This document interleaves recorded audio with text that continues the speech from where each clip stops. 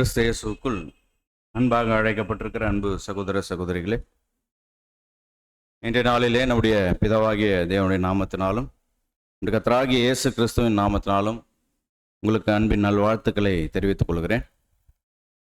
அது மாத்திரமில்லாமல் அடியன் சார்ந்திருக்கக்கூடிய பாகாயம் சபையை சார்ந்த அன்பான சகோதர சகோதரிய அன்பையும் வாழ்த்துக்களையும் கூட தெரிவித்துக் கொள்ள ஆசைப்படுகிறேன். அன்பான சகோதர சகோதரிகள், இன்றைய நாளிலே தேவனுடைய மகா பெரிதான கிருபையினால இரக்கத்தினால நாம் இன்றைய நாளிலே அவருடைய சமூகத்தில் கூடி அவருடைய வார்த்தைகளை தியானிக்க இருக்கிறோம். அவருடைய நாமத்துக்கு மகிமையாக நாம் தெரிந்து கொண்டிருக்கிற வேத பாடத்தினுடைய தலைப்பு பரிசுத்த ஆவியின் சாட்சி. இந்த பாடம் எங்கிருந்து எடுக்கப்பட்டதுன்னா 5வது வால்யூம் 9வது அத்தியாயத்தில் சாப்டர் 9 அதுலேருந்து பரிசுத்த ஆவியின் சாட்சி என்ற தலைப்பின் கீழாக சகோதரர் அநேக காரியங்களை எழுதியிருக்கிறார். ஸோ அதன் அடிப்படையில் இந்த நாளினுடைய பாடம் இருக்கும்.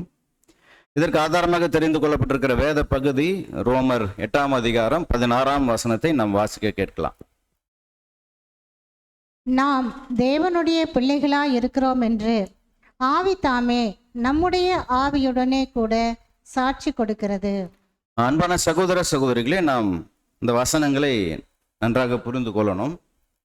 நாம் தேவனுடைய பிள்ளைகளாய் இருக்கிறோம் என்று எது சாட்சி கொடுக்கிறது? தேவ ஆவி சாட்சி கொடுக்கிறது.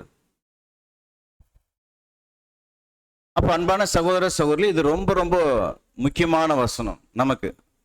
ஏன் அப்படின்னா,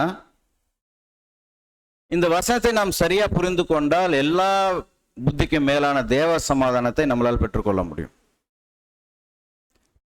அப்போ நம்மை பார்த்து நாம் கேட்டுக்கொள்ள வேண்டிய மிக முக்கியமான கேள்வி இந்த வசனத்தின் அடிப்படையில் என்ன முக்கியமான கேள்வி அப்படின்னா, நாம் தேவனோட ஒப்புரவாகி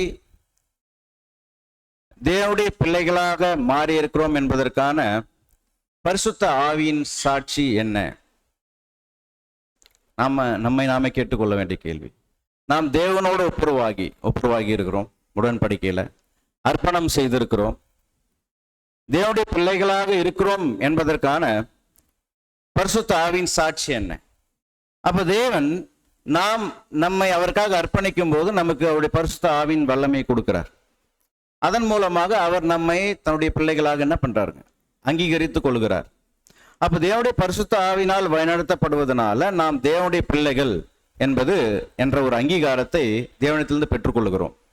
அப்ப நாம் தேவனுடைய பிள்ளைகளாக இருக்கிறோம் என்பதற்கான அந்த சாட்சிகள், அடையாளங்கள் பரிசுத்த ஆவியின் வல்லமையின் மூலமாக நம்ம கிட்ட இருந்து வெளிப்படுகுதா? அப்படி வெளிப்பட்டால் மட்டும்தான் நாம் யார் அப்படின்னா, நாம் தேவனுடைய பிள்ளைகள் என்ற ஒரு அங்கீகாரத்தை பெற்றுக்கொள்ள முடியும்.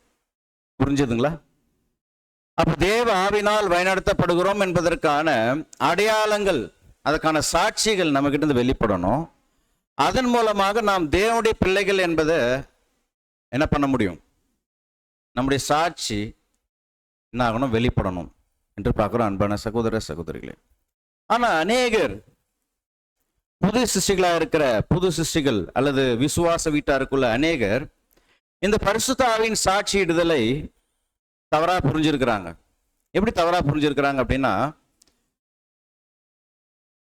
என்கிட்ட பரிசுத்த ஆவி இருக்கு, அதனால நான் எப்போதும் மகிழ்ச்சியா இருந்தா பரிசுத்த ஆவியின் சாட்சி என்கிட்ட இருந்து வெளிப்படுது, அல்லது ஆரோக்கியமா இருந்தா, பொருளாதாரத்துல முன்னேற்றம் இருந்தா, எல்லோரும் என்ன பாராட்டுனா அப்போ தேவனுடைய பரிசுத்த ஆவியின் சாட்சி என்கிட்ட இருந்து வெளிப்படுது அப்படின்னு நினைச்சுக்கிறாங்க.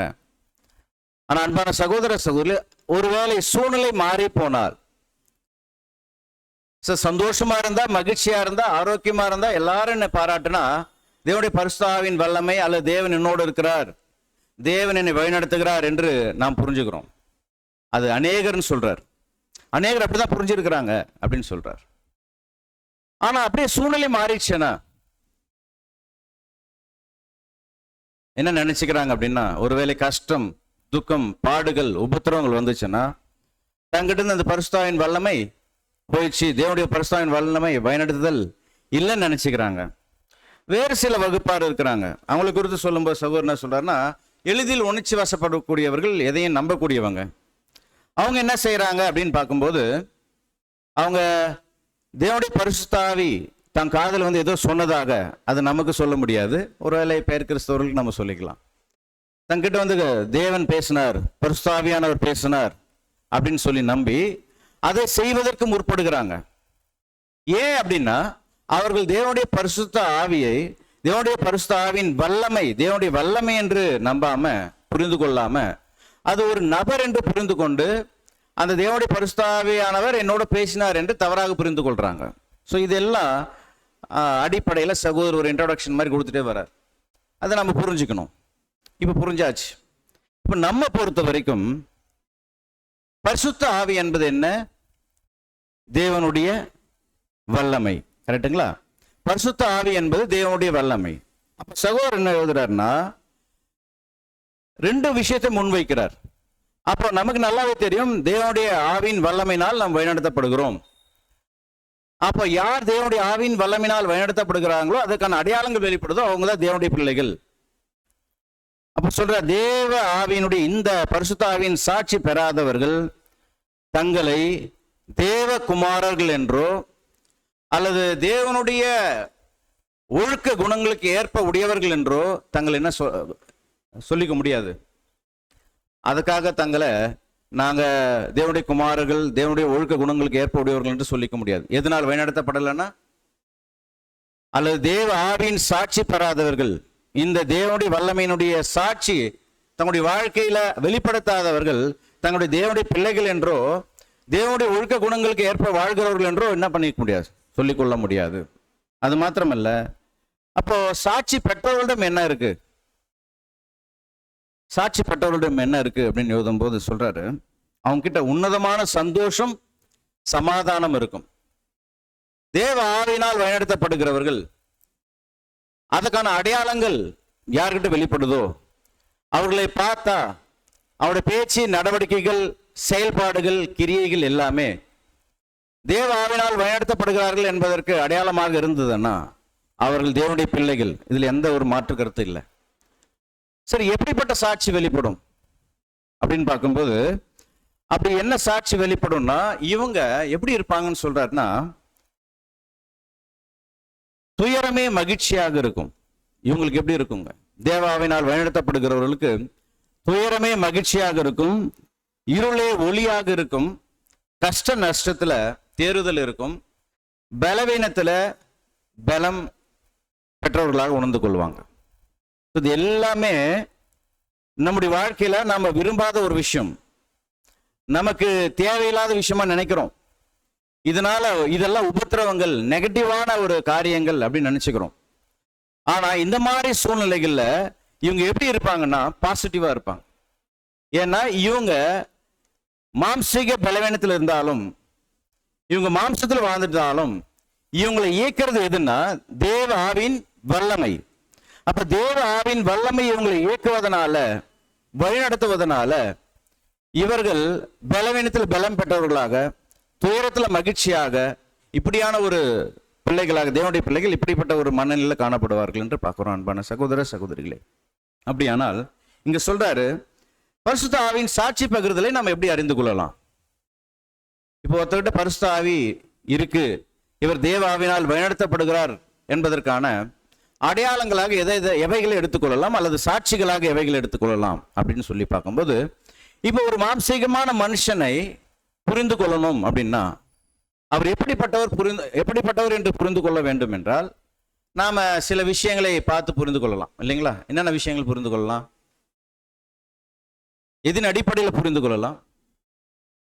அவர் பேசுகிற வார்த்தைகள், அவருடைய கிரியைகள், அவருடைய வாழ்க்கையினுடைய நடத்தைகள், இவைகளை பார்த்து என்ன பண்ணலாம், இவர் எப்படிப்பட்டவர் என்பதை நாம் புரிந்து கொள்ளலாம். அப்போ ஒரு மாம்சீகமான மனுஷனை எப்படி புரிந்து கொள்றோம்? இவர் நல்லவர் கெட்டவர் என்பதை அவருடைய வார்த்தைகள் மற்றும் கிரியைகள், அவருடைய வாழ்க்கையின் முறையை வைத்து கண்டுபிடிச்சுக்கிறோம், இல்லைங்களா? இது ஒரு மாம்சீகமான மனுஷனை குறித்தான சாட்சிகள், அவருடைய வாழ்க்கையிலிருந்து வெளிப்படுகிற சாட்சிகள், அவருடைய வார்த்தைகள், அவருடைய கிரியைகள், அவருடைய வாழ்க்கை முறைகள், இவைகளை பார்த்து கண்டுபிடிச்சுக்கிறோம். சரி, இப்போ ஒரு மனுஷன் பரிசுத்த ஆவியினால் வழிநடத்தப்படுகிறார் அல்லது ஒரு தேவனுக்கு தன்னை அர்ப்பணித்த ஒருத்தர் பரிசுத்த ஆவியினால் வழிநடத்தப்படுகிறார் என்பதற்கான சாட்சிகள் என்ன சொல்லலாம்?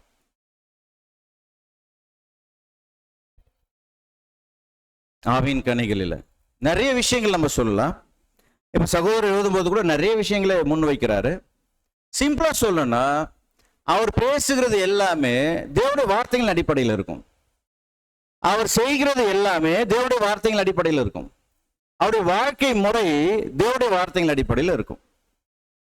அப்போ ஒரு மாம்சீகமான மனுஷன் அவருக்கான தனிப்பட்ட கொள்கைகளின் அடிப்படையில் அவருடைய வாழ்க்கை அமைஞ்சிருக்கிறது போல, அவருடைய வார்த்தைகள் அவருடைய கிரியைகள் அமைந்திருப்பது போல, தேவ ஆவினால் வழிநடத்தப்படுகிறவர், தேவனுடைய பிள்ளையா இருக்கிறவர், அவருடைய அடிப்படை வாழ்க்கை எல்லாமே, அவருடைய வார்த்தைகள், கிரியைகள், நடத்தைகள் எல்லாமே தேவனுடைய வார்த்தையின் அடிப்படையில், தேவனுடைய வழிநடத்தலின் அடிப்படையில் இருக்கும் என்பதை நாம் புரிந்து கொள்ளலாம். ஸோ அதுக்கான அடையாளங்கள் என்னவாக நாம் புரிந்து கொள்ளலாம்? ஃபர்ஸ்ட், இவர் தேவ ஆவினால் வழிநடத்தப்படுகிறார், இவர் தேவனுடைய பிள்ளை என்பதை எப்படி புரிந்து கொள்ளலாம் அப்படின்னு பார்க்கும்போது, அன்பான சகோதர சகோதரிகளே, முதலாவது அங்க எழுதுறார் யோவான் 3ஆம் அதிகாரம் 33ஆம் வசனம். இப்போ நம்ம பாடத்துக்குள்ள பாயிண்ட் வைஸ் போக போறோம்.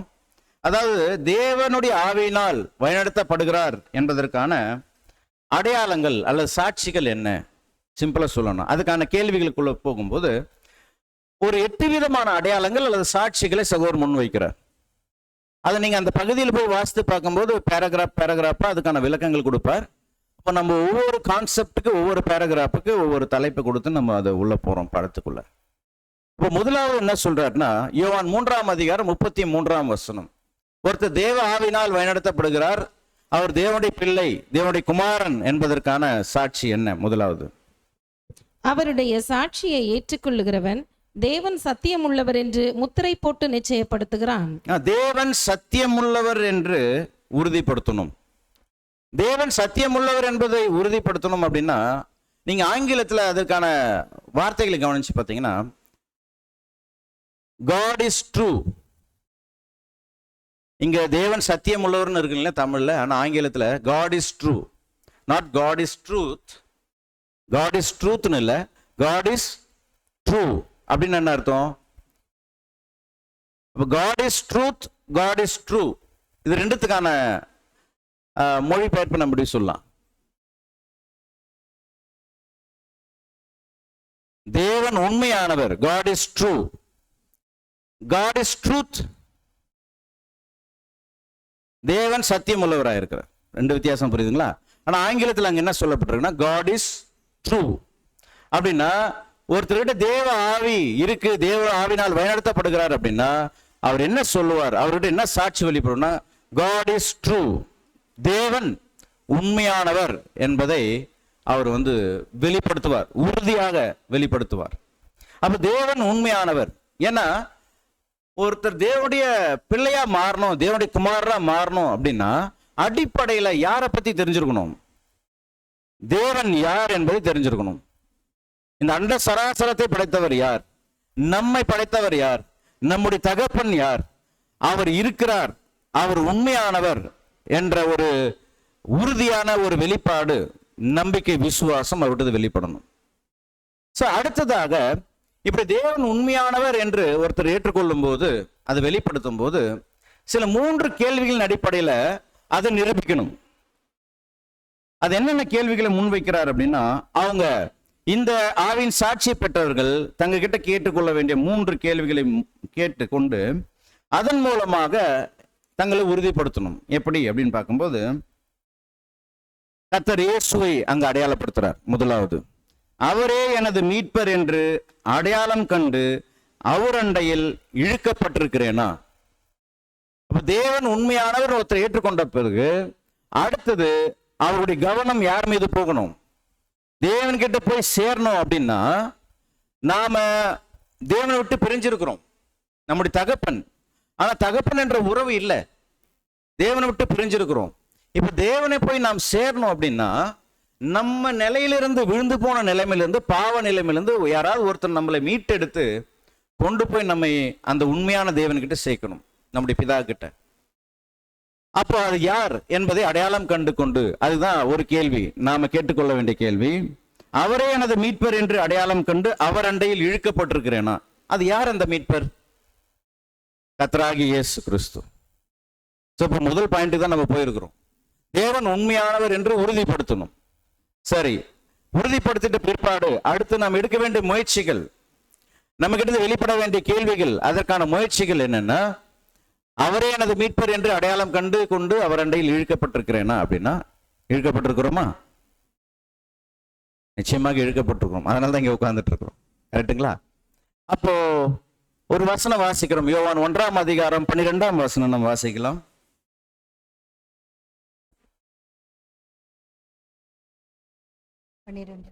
அவருடைய நாமத்தின் மேல் விசுவாசம் உள்ளவர்களாய் அவரை ஏற்றுக்கொண்டவர்கள் எத்தனை பேர்களோ அத்தனை பேர்களும் தேவனுடைய பிள்ளைகளாகும்படி அவர்களுக்கு அதிகாரம் கொடுத்தார். அப்ப அவருடைய நாமத்தின் மேல் விசுவாசம் உள்ளவர்களாய், யார்? கர்த்தர் இயேசுவினுடைய நாமத்தின் மேல் விசுவாசம் உள்ளவர்களாய் அவரை ஏற்றுக்கொண்டவர்கள் எத்தனை பேர்களோ அத்தனை பேர்களும் யாருடைய பிள்ளைகளாகிறாங்க? தேவனுடைய பிள்ளைகளாகும்படி அவர்களுக்கு அதிகாரம் கொடுத்திருக்கிறார். அது மாத்திரமல்ல, அப்பா பிதாவே என்று கூப்பிடுகிற புத்திர சுவிகாரத்தின் ஆவியை யார் மூலமாக பெற்றிருக்கிறோம்? கர்த்தர் இயேசு மூலமாக பெற்றிருக்கிறோம். அப்போ அப்பா பிதாவே என்று கூப்பிடுகிற புத்திர சுவிகாரத்தின் ஆவியை பெற்றிருக்கிறதுனால நாம அப்பா பிதான் கூப்பிடுறோம். அப்ப தேவன் நம்மளை எப்படி பார்க்கிறார்? பிள்ளைகளாக பார்க்கிறார். அந்த தேவனை நான் அப்பான்னு கூப்பிடுறதுக்கும் அவர் நம்முடைய பிள்ளைகளாக அங்கீகரித்துக் கொள்வதற்கும் முக்கியமான காரணம் என்னன்னா, கர்த்தர் இயேசு அவர் மூலமாக நாம் பெற்றுக்கொண்ட பரிசுத்தாவின் வல்லமை. அதை நம்ம நல்ல கவனத்தில் வச்சுக்கணும் அன்பான சகோதர சகோதரிகளே. சரி, இப்போ இதை நாம செஞ்சிட்டோம். அவர் ஏற்றுக்கொண்டு அவர் நாமத்தின் மேல் விசுவாசம் உள்ளவர்களா ஏற்றுக்கொண்டு நம்ம வந்துட்டோம். தேவனுடைய பிள்ளைகளாக நாம் என்ன பண்ணிட்டோம்? அங்கீகரித்து கொண்டோம். அடுத்ததாக சொல்றாரு, அடுத்த கேள்வி, ஈடு பலியின் மூலமாக உண்டான நீதியின்படி பிதாவுடன் ஒப்புரவாகி இருக்கிறேனா? இப்ப அவர் தான் என்னுடைய மீட்பர்னு ஏற்றுக்கொண்டோம். அந்த மீட்பு எதன் மூலமா கிடைக்குது? ஈடு பலியின் மூலமா கிடைக்குது. அந்த ஈடு பலியின் மூலமாக உண்டான நீதியின்படி நாம இப்ப யார்கிட்ட போகணும்? பிதாவுடன் ஒப்புரவாகி இருக்கிறேனா? இதுக்கும் நம்முடைய பதில் என்னதுங்க? ஆம். அது இல்லாம இங்க உட்கார்ந்துருக்க மாட்டோம். கரெக்டுங்களா? சரியான விசுவாசம், தேவன் யாருன்னு தெரியும், நமது மீட்பர் யாருன்னு தெரியும், அவர் நமக்காக என்ன செலுத்திருக்காரு, ஈடுபலி செலுத்திருக்காருன்னு தெரியும். அந்த ஈடுபலி ஏற்றுக்கொண்டதுனால தான் நம்ம இங்க உட்கார்ந்து இருக்கிறோம், ஒப்புரவாகி இருக்கிறோம். அடுத்து 3வது கேள்வி சொல்றார். ஆம் என்றால் அடுத்து 3வது கேள்வி, நான் ஞானஸ்நானம் பெற்று என்னை முழுமையாக அர்ப்பணம் செய்துள்ளேனா? இதெல்லாம் இருந்தாதான் நாம் தேவனுடைய பிள்ளைகள், தேவாவினால் வழிநடத்தப்படுகிறோம். இப்போ 3வது கேள்விக்கு நம்முடைய பதில் என்ன? இந்த 2 கேள்விக்கு நம்ம தைரியமா சொல்லலாம், 2 கேள்விகளுக்கு நம்ம உறுதியா சொல்லலாம். ஆனா அந்த 3வது கேள்விக்கு நாம யோசிச்சு தான் பதில் சொல்ல வேண்டியது இருக்கு. என்னது? நான் ஞானஸ்நானம் பெற்று. ஞானஸ்நானம் பெற்றவங்க எல்லாம் உறுதியா சொல்ல முடியும், நான் ஞானஸ்நானம் பெற்று. யார் யார் பெற்றீங்கன்னா எல்லாரும் அப்படி கை தூக்கிடுவோம், இங்க உட்கார்ந்துருக்கு. அடுத்ததாக என்ன சொல்றாருன்னா, என்னை முழுமையாக அர்ப்பணம் செய்துள்ளேனா? இந்த கேள்வி கேட்கும்போது நமக்கு கொஞ்ச நேரம் யோசிக்க வேண்டியதா இருக்கு. முழுமையாக அர்ப்பணம் செய்துள்ளேனா? நல்லா கவனிக்கணும். அப்ப ஞானஸ்நானம் எல்லாரும் பெற்றுறோம், சத்தியம் கேட்டு முடிச்ச உடனே நான் உடன்படிக்கை செய்யணும். வெரி குட், நல்லது, வாங்க. அடுத்தது, என்னை முழுமையாக அர்ப்பணம் செய்துள்ளேனா பிதா கிட்ட? அப்ப இந்த அர்ப்பணம் அப்படின்னும் போது, முழுமையான அர்ப்பணம் என்னும்போது, நமக்கு சிம்பிளா தெரிஞ்ச விஷயங்கள், நம்முடைய நேரம், பணம், தாளந்துகள், செல்வாக்கு, எல்லா விதமான விஷயங்களையும் நாம் யாருக்கு முழுமையா அர்ப்பணம் செய்யணும்? அப்போ ஒரு வார்த்தையை நம்ம அண்டர்லைன் பண்ணிக்கணும், முழுமையாக அர்ப்பணம் செய்து கொள்ளுதல். நம்முடைய நேரம் முழுமையாக, நம்முடைய பணம், தாளந்துகள், இவைகள் எல்லாம் நாம் முழுமையாக அர்ப்பணம் செய்திருக்கிறோமா? இதை ஞாபகம் வச்சுங்க. சொல்லிட்டு என்ன சொல்றாரு, அப்படியானால் இப்படி யார் யாரெல்லாம் இந்த 3 கேள்விகளுக்கும் உறுதியாக ஒருத்தர் பதில் சொல்ல முடியும்னா, ஆம் என்று பதில் சொல்ல முடியுமானால், பரிசுத்த ஆவியின் சாட்சி நிச்சயம் அவங்களுக்கு உண்டு. இவங்க தான் பிதாவாகிய தேவனால் அவருடைய நேசகுமாரன் மூலமாக அவருடைய பிள்ளைகளாக அங்கீகாரம் பெற்றதாக உறுதியா சொல்ல முடியும். இந்த 3 கேள்விகளுக்கும் ஒருத்தர் சரியாக, உறுதியாக, மனப்பூர்வமாக, மனசாட்சியின் அடிப்படையில் சொல்ல முடியுமானால், ஆம் என்று சொல்ல முடியுமானால், இவர்கள்தான் பிதாவாகிய தேவனால் அவருடைய குமாரன் மூலமாக தன்னுடைய பிள்ளைகளாக அங்கீகரிக்கப்பட்டதை அவர்கள் என்ன பண்ண முடியும்? உறுதியாக விசுவாசிக்க முடியும். அப்போ முதல் ஸ்டெப், முதல் விஷயம், தேவன் உண்மையானவர், அவருடைய பிள்ளைகள் நாம என்பதற்கான அந்த 3 கேள்விகளின் அடிப்படையில் சகோதரர் முன் வைக்கிற விஷயம்னா, இதில் நீங்க உறுதிப்படுத்திட்டீங்கன்னா நீங்க உண்மையாகவே யாருடைய பிள்ளைகள் ஆயிடுறீங்க? தேவனுடைய பிள்ளைகளாக அங்கீகாரம் பெற்றிருக்கிறீங்க. அதாவது தேவன் உங்களை தம்முடைய பிள்ளைகளாக கர்த்தர் இயேசு மூலமாக என்ன பண்ணிட்டார்னா அங்கீகாரம் அல்லது ஏற்றுக்கொண்டார். அந்த அங்கீகாரத்தை நாம் பெற்றுக்கொண்டோம். Very good. முதல் ஸ்டெப்பு ரொம்ப ஈஸியா இருக்கு. கரெக்டுங்களா? இப்ப நம்மெல்லாம் யாருங்க? தேவனுடைய பிள்ளைகள் ஆயாச்சு. தேவனுடைய பார்வையில அவர் சொல்லிட்டார், நீங்க என்னுடைய பிள்ளைகள், நான் உங்களை என்ன பண்ணிட்டேன்? கர்த்தர் இயேசு மூலமாய் அங்கீகரித்து கொண்டேன். Very good. அதை நம்ம உறுதியா விசுவாசிக்கும். அடுத்து தேவனை எங்க கொண்டு போவார் நம்மளை அப்படின்னா, இப்ப நம்ம மாம்சத்தில் இருக்கிறோம். அவர் பரிசுத்தம் உள்ளவர், மகா பரிசுத்தம் உள்ளவர். கர்த்தர் இயேசு அவருடைய ஒரே பேரான குமாரனும் பரிபூர்ணம் உள்ளவர், பரிசுத்தம் உள்ளவர். பிதாவாகிய தேவனுடைய பிள்ளைகளாக கர்த்தர் இயேசுவோட இணைக்கப்படுகிற சரீரங்கங்களாக, உடன் சுதந்திரர்களாக, தேவனுடைய பிள்ளைகளாக வரப்போகிற நாம் எப்படி இருக்கிறோம்? தேவன் நம்முடைய பிள்ளைகளாக, தன்னுடைய பிள்ளைகளாக நம்ம அங்கீகரித்து கொண்டாலும் நம் மாம்சத்துல இந்த பூமியில வாழ்கிற வரைக்கும் நாம் எப்படி இருக்கிறோம்? அபூரணர்கள். தேவனோடும் கர்த்தர் இயேசுவோடும் ஒப்பிட்டு பார்க்கும்போது தேவனுடைய பிள்ளைகளாக இருப்பதற்கான அந்த பூர்ணத்தன்மை நம்ம கிட்ட காணப்படல. இன்னும் அந்த பூர்ணத்தன்மை நோக்கி நம்ம போல.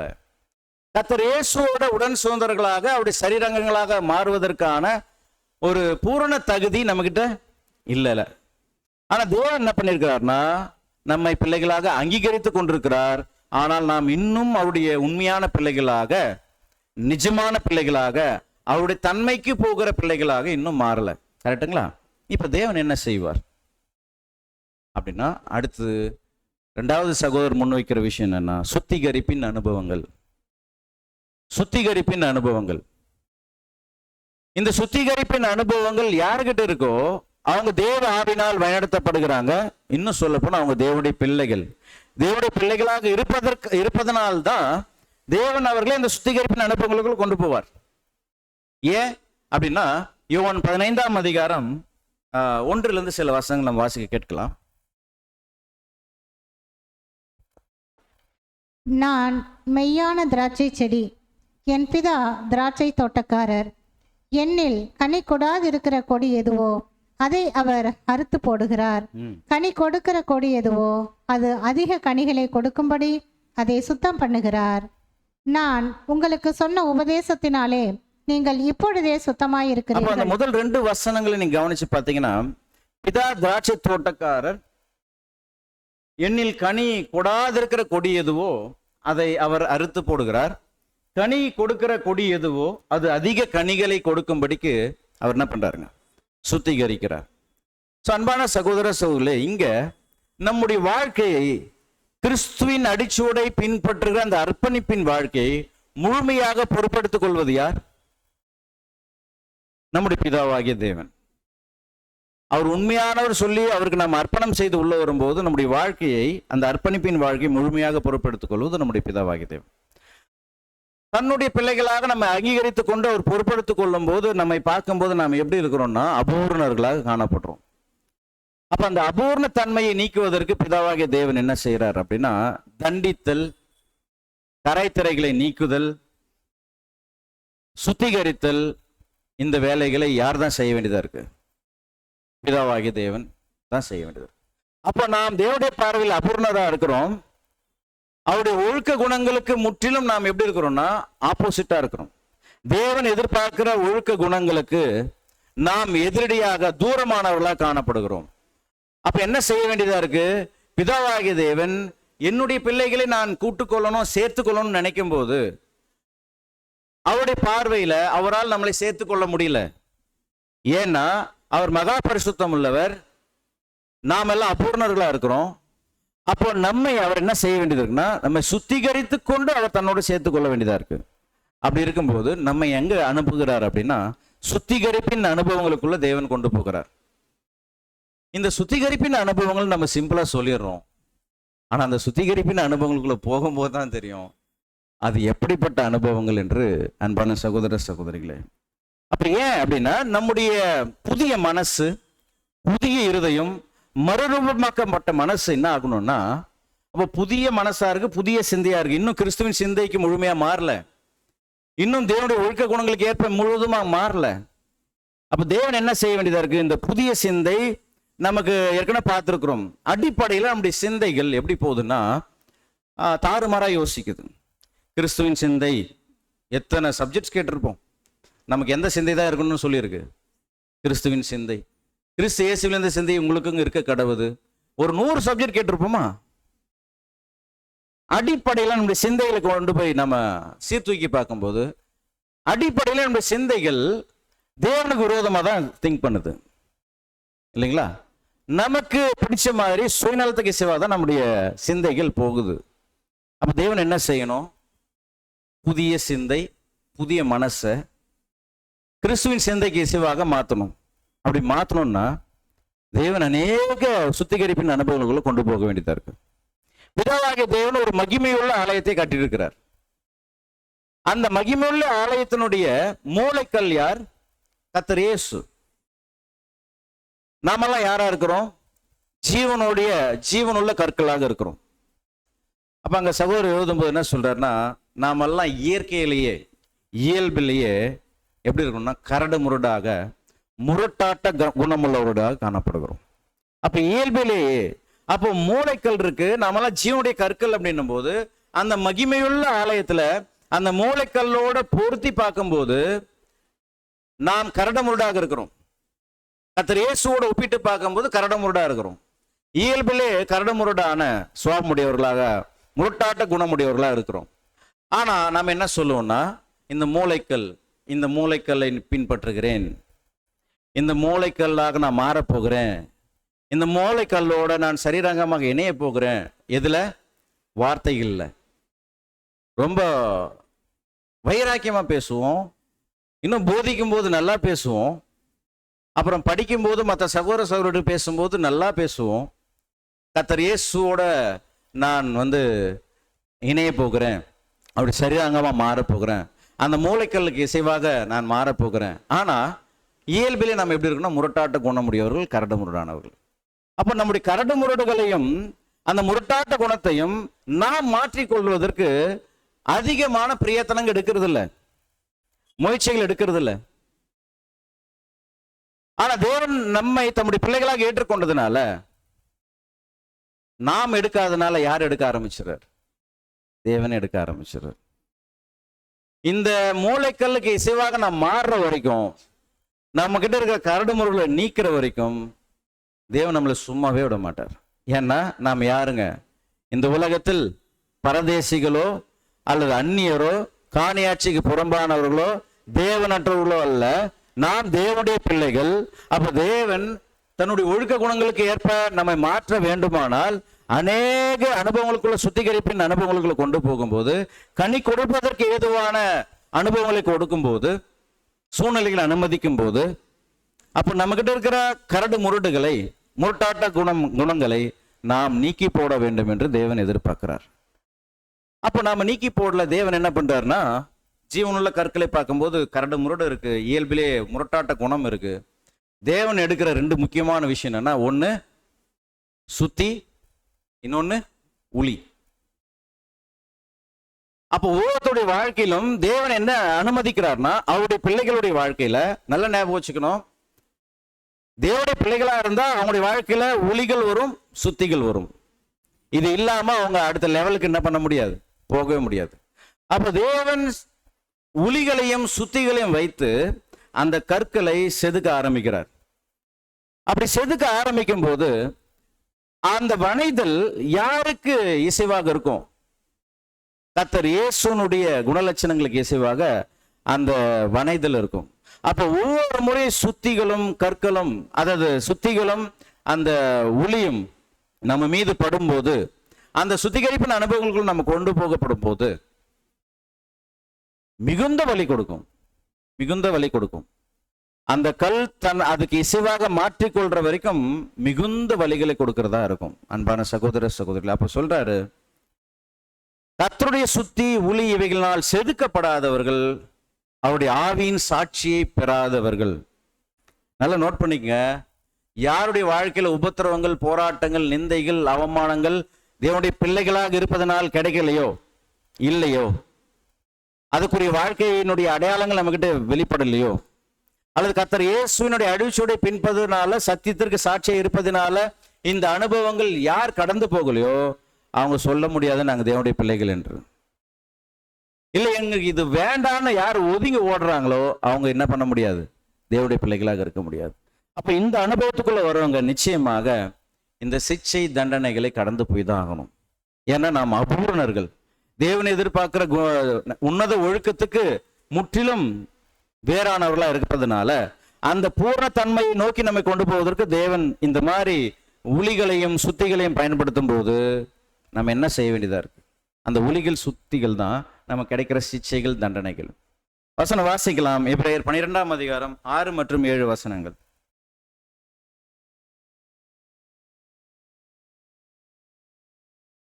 கர்த்தர் எவனிடத்தில் அன்பு கூறுகிறாரோ அவனை அவர் சிட்சித்து தாம் சேர்த்து கொள்ளுகிற எந்த மகனையும் தண்டிக்கிறார் என்று பிள்ளைகளுக்கு சொல்லுகிறது போல உங்களுக்கு சொல்லி இருக்கிற புத்திமதியை மறந்தீர்கள். யாருக்கு சொல்ற புத்திமதின்னு சொல்றாருங்க? பிள்ளைகளுக்கு சொல்லுகிறது போல உங்களுக்கு சொல்லுகிற புத்திமதியை நீங்க மறந்தீர்கள். இப்ப என்ன செய்யப்படணும்? நீங்கள் சிக்ஷையை சகிக்கிறவர்களா இருந்தால் தேவன் உங்களை புத்திரராக இனி நடத்துகிறார். தகப்பன் சிட்சியாத புத்திரன் உண்டோ? அப்போ சிக்ஷைகள், தண்டனைகள் தேவனுடைய பிள்ளைகள் வாழ்க்கையில இன்றியமையாதது. பரிபூர்ணத்தை நோக்கி போற வரைக்கும் இவைகள் நம்முடைய வாழ்க்கையில இருக்கும். சுத்திகள், ஊழியல்கள் எப்பங்க முடியும் அப்படின்னா அது மரண பரியந்தம் தொடரும்.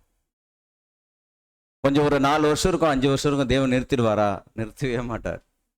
நம்முடைய மரண பரியந்தம் வரைக்கும் இது தொடரும். அப்போ அன்பான சகோதர சகோதரிகளே, என்ன சொல்றாருன்னா ஒரு முக்கியமான ஒரு விஷயத்தை சகோதரங்க மேற்கோள் காட்டுறார். என்ன விஷயம்னா, இப்படிப்பட்ட சிக்ஷைகள் நம்முடைய வாழ்க்கையில் வரலன்னா நாம் உடனே ஜாக்கிரதையாயிடணும். நாம் தேவனுடைய கிருபையை இழந்து விட்டோம் என்று எண்ணி, எப்படிங்க இந்த சிக்ஷைகள், தண்டனைகள் நம்முடைய வாழ்க்கையில் வரலன்னா எதை இழந்துட்டுமா? தேவனுடைய கிருபையை இழந்து விட்டோம் என்று எண்ணி உடனடியாக தேவனிடத்தில் திரும்பி கேள்வி கேளுங்க. என்ன கேள்வி கேட்கணும்? ஏன் தேவனே எங்களுக்கு இந்த சிக்ஷைகள், தண்டனைகள் நீங்க கொடுக்கல? ஏன் தேவனே இந்த சிக்ஷைகள், தண்டனை கொடுக்கல? அப்ப நீங்க என்கிட்ட இருந்து அந்த உங்களுடைய கிருபையை எடுத்து போட்டீங்களா? அப்ப நீங்க என்ன புத்திரராக எண்ணலையா? அந்த குமாரன்ற ஸ்தானத்திலிருந்து என்ன தள்ளிட்டீங்களா? அப்படின்னா யாருக்கு சிக்ஷைகள், தண்டனைகள் இருக்கோ அவங்க யாருடைய கிருபையில் இருந்துட்டு இருக்கிறாங்க? தேவனுடைய கிருபையில் இருந்துட்டு இருக்கிறாங்க என்பதற்கான அடையாளம் அன்பான சகோதர சகோதரிகளே. சரி, அப்படி நாம அதாவது சுத்தி உளிகளினால் செதுக்கப்படும் போது, வணையப்படும் போது கல்லா இருக்கிற நாம என்ன செய்யணும் அப்படி சொல்றாருன்னா, நாம் தேவனுடைய ஒளியினால், சுத்தியினால் செதுக்கப்படும் அனுபவங்கள் கடந்து போகும்போது பொறுமையாக, மனப்பூர்வமாக, சந்தோஷமா ஏத்துக்கணும் அப்படின்றார். எல்லாம் கேட்கும் போது ஈஸியா இருக்கிற மாதிரி தெரியும். பொறுமையாக, மனப்பூர்வமாக, சந்தோஷமா ஏத்துக்கணும். பொறுமையாக அது சீக்கிரம் வந்துடாது, போக போக வந்துடும். சந்தோஷமாக முதல் சந்தோஷம் வராது. எப்படி இருக்கும்னா புலம்பல் இருக்கும். சிக்ஷைகள், தண்டனைகள் தேவன் தான் வழிநடத்துவார்னு தெரியும். தேவன் இந்த அனுபவங்களுக்கு நம்மளை கொண்டு போகிறாருன்னு தெரியும். நம்ம சத்தியத்திற்கு சாட்சியாக தேவனுக்காக கடந்து போகிறோம், இது நமக்கு வருதுன்னு தெரியும். ஆனா ஆரம்பத்துல ஆதங்கத்துல நாம் என்ன பண்ணுவோம்? புலம்ப ஆரம்பிச்சிடும். ஏன் நான் சத்தியத்தில் தானே இருக்கிறேன், சத்தியம் தானே பேசுறேன், தேவனுடைய ஊழியம் தானே செய்யறேன், எனக்கு ஏன் இந்த சிக்ஷைகள், தண்டனைகள், ஏன் எனக்கு உபத்திரவங்கள், ஏன் எனக்கு இந்த பாடுகள்? போக போக என்ன ஆயிடும்னா வேற வழியே இல்லைன்னும் போது அதை மனப்பூர்வமா நம்ம என்ன பண்ண ஆரம்பிச்சிடும்? ஏற்றுக்கொள்ள ஆரம்பிச்சிடும். சந்தோஷமா ஏற்றுக்கொள்ளும், அமைதியா கடந்து போயிடும். அன்பான சகோதர சகோதரர்களே, அதான் சொல்றாரு, இப்படிப்பட்ட முரட்டாட்டம் உள்ள குணத்தை உடைய நம்மை தேவனுடைய ஆலயத்தில் வைக்கப்பட வேண்டிய கல்லாக மாற்ற வேண்டுமானால் கல் உளியினால் செதுக்கப்படுவது போல நாமும் செதுக்கப்பட வேண்டும். ஏன்னா இதெல்லாம் பிதாவின் அன்பின் அடையாளங்கள் சொல்றார். இந்த செதுக்கப்படுதல்கள், இந்த சிக்ஷைகள், தண்டனைகள் எல்லாமே நம்முடைய அப்பாவுடைய அன்பின் அடையாளங்கள், இது அவருடைய கிருபை. இதை நீங்க என்ன பண்றாதீங்க, இழந்து போயிடாதீங்க. ஒரு வசனம் சொல்லும், வாசிக்கலாம். ரோமர் 8ஆம் அதிகாரம் 17ஆம் வசனம். நாம் பிள்ளைகளானால் சுதந்திரருமாமே, தேவனுடைய சுதந்திரரும் கிறிஸ்துவுக்கு உடன் சுதந்திரருமாமே, கிறிஸ்துவுடனே கூட நாம் மகிமைப்படும்படிக்கு அவருடனே கூட பாடுபட்டால் அப்படியாகும். அப்ப பாருங்க, நாம் பிள்ளைகளானால், நாம் தேவனுடைய பிள்ளைகளானால் சுதந்திரரா இருக்கிறோம். அவருடைய ஆசீர்வாதங்களுக்கு எல்லாத்திற்கும் நாம் சுதந்திரவாளிகளா இருக்கிறோம். ஓகே, தேவனுடைய சுதந்திரரும் கிறிஸ்துவுக்கு உடன் அவர் ஒரே பேரான குமாரன், அவரோட உடன் சுதந்திரவாளிகளாக தேவனுடைய பிள்ளைகளாக இருக்கிறோம். அப்படின்னா நாம் அந்த ஆசீர்வாதங்களுக்கு, அந்த மகிமைக்கு நாம போகணும். அப்படின்னா அவரோடு கூட பாடுபட்டால் அப்படியாகும். அப்ப அதுக்கு முன்னாடி வருகிற தண்டனைகள், சிச்சைகள், பாடுகள், எல்லா விதமான அனுபவங்களுக்குள்ள கடந்து போனால் மட்டும்தான் அந்த சுதந்திரம், அந்த மகிமை நமக்கு கிடைக்கும் என்று பார்க்கிறோம். அன்பான சகோதர சகோதரர்களே, இப்ப சுத்திகரிப்பின் அனுபவங்கள் என்பது எதனுடைய சாட்சியா இருக்கு? பரிசுத்த ஆவியின் சாட்சி. அதாவது ஒருத்தருடைய வாழ்க்கையில அவர்கள் தேவ ஆவினால் வழிநடத்தப்படுகிறார்கள் என்பதற்கான சாட்சி, அவர்கள் தேவனுடைய பிள்ளைகள் என்பதற்கான சாட்சி, அவர்களுடைய வாழ்க்கையில் அவர்கள் கிடைக்கிற சிக்ஷைகள், தண்டனைகள், அது தேவனுடைய அன்பின் அடையாளங்கள், பிதாவுடைய அன்பின் அடையாளங்கள் என்று பார்க்கிறோம். சரிங்களா? இப்ப இந்த ஒரு விஷயத்துக்குள்ள கடந்து போனவங்க யார் யார் இருக்கிறீங்களோ மனசில் ரொம்ப சந்தோஷப்படுங்க. ஏன்னா நாம் யாருடைய பிள்ளைகள் என்பதற்கான சாட்சி, தேவனுடைய பிள்ளைகள் என்பதற்கான சாட்சி, தேவ ஆவினால் வழிநடத்தப்படுகிறோம் என்பதற்கான சாட்சி. இரண்டாவது, மூன்றாவது ஒரு விஷயத்துக்கு வரும். நான் தேவனுடைய பிள்ளை, தேவ ஆவினால் வழிநடத்தப்படுகிறேன் என்பதற்கான சாட்சி அல்லது அடையாளம். அடுத்த அடையாளம் என்னன்னா சுய பரிசோதனை மற்றும் சீர்படுத்துதல். அனுதினமும் சுய பரிசோதனை மற்றும் சீர்படுத்துதல். இப்ப முதல்ல பார்த்தது தேவன் எடுக்கிற முயற்சிகள், நம்மை சரிப்படுத்துவதற்கு தேவன் எடுக்கிற, ஒரு தகப்பனா அவர் எடுக்கிற பிள்ளைகள் மீது வைத்திருக்கிற அக்கறையின் அடிப்படையில் எடுக்கிற அந்த சிக்ஷைகள், தண்டனை மூலம் கொடுக்கிற சுத்திகரிப்பின் அனுபவங்கள். அடுத்தது நாமளே என்ன செய்ய வேண்டியது இருக்குன்னா, நாம் தேவனுடைய பிள்ளைகள் என்ற உணர்வோட அனுதினமும் நாம் என்ன செய்ய வேண்டியதா இருக்கு, நான் தேவனுடைய பிள்ளையாக வாழ்கிறேனா என்பதை சுய பரிசோதனை செய்யணும் மற்றும் நம்மளை சீர்படுத்தி கொள்ளணும். அப்போ சுய பரிசோதனை செய்து கொள்ளும் போது நம்ம கிட்ட குறைகள் இருக்குமானால் நாம் நம்மை சரிப்படுத்திக் கொள்ளணும். வசனம் வாசிக்கலாம். 1 கொரிந்தியர் 11ஆம் அதிகாரம் 31ஆம் வசனம்.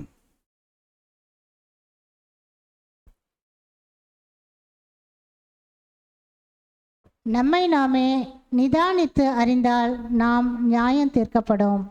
நம்மை நாமே நிதானித்தறிந்தால் நாம் என்ன பண்ண மாட்டோம், நியாயம் தீர்க்கப்பட மாட்டோம். அப்போ அடிப்படையில நம்ம என்ன செய்ய வேண்டியது இருக்குன்னா, தேவனுடைய பிள்ளைகள் ஒவ்வொரு நாளும் நம்மை நாமே என்ன பண்ணிருக்கணும், சுய பரிசோதனை செஞ்சுட்டே இருக்கணும். சரி, சுய பரிசோதனை செய்வதனுடைய நோக்கம் என்ன?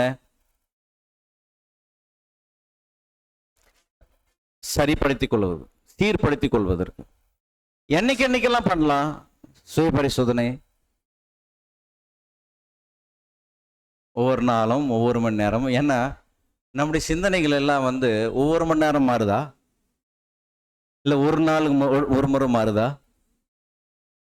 நிமிஷம் கூட சொல்ல முடியாது. ஃப்ராக்ஷன் ஆஃப் செகண்ட்ல சிந்தனை. இப்போ இங்கே உட்காந்துட்டு இருக்கிறோம், எத்தனை பேருடைய சிந்தனைகள் எங்கெங்கெல்லாம் போயிட்டு வருதுன்னு நம்மளால சொல்ல முடியாது. என்ன இப்படி நம்ம சத்தியங்களான்னு உட்காந்தா இங்கே உட்காந்துருக்கிறோம், ஏன் இப்படி தோன்றோம், ஏன் இப்படி யோசிக்கிறோம் அப்படின்னா எவ்வளவு ஜாக்கிரதையாக நம்முடைய சிந்தைகளை நாம் பாதுகாத்துக் கொள்ள வேண்டியது இருக்கு. கரெக்டுங்களா? ஆனால் சகோதரர் என்ன சொல்றாருன்னா, பொதுவாகவே மூப்பர்கள் ஊழியக்காரர்களுக்கான அந்த அறிவுரையில சகோதரர் யோதம்போது என்ன சொல்றாருன்னா,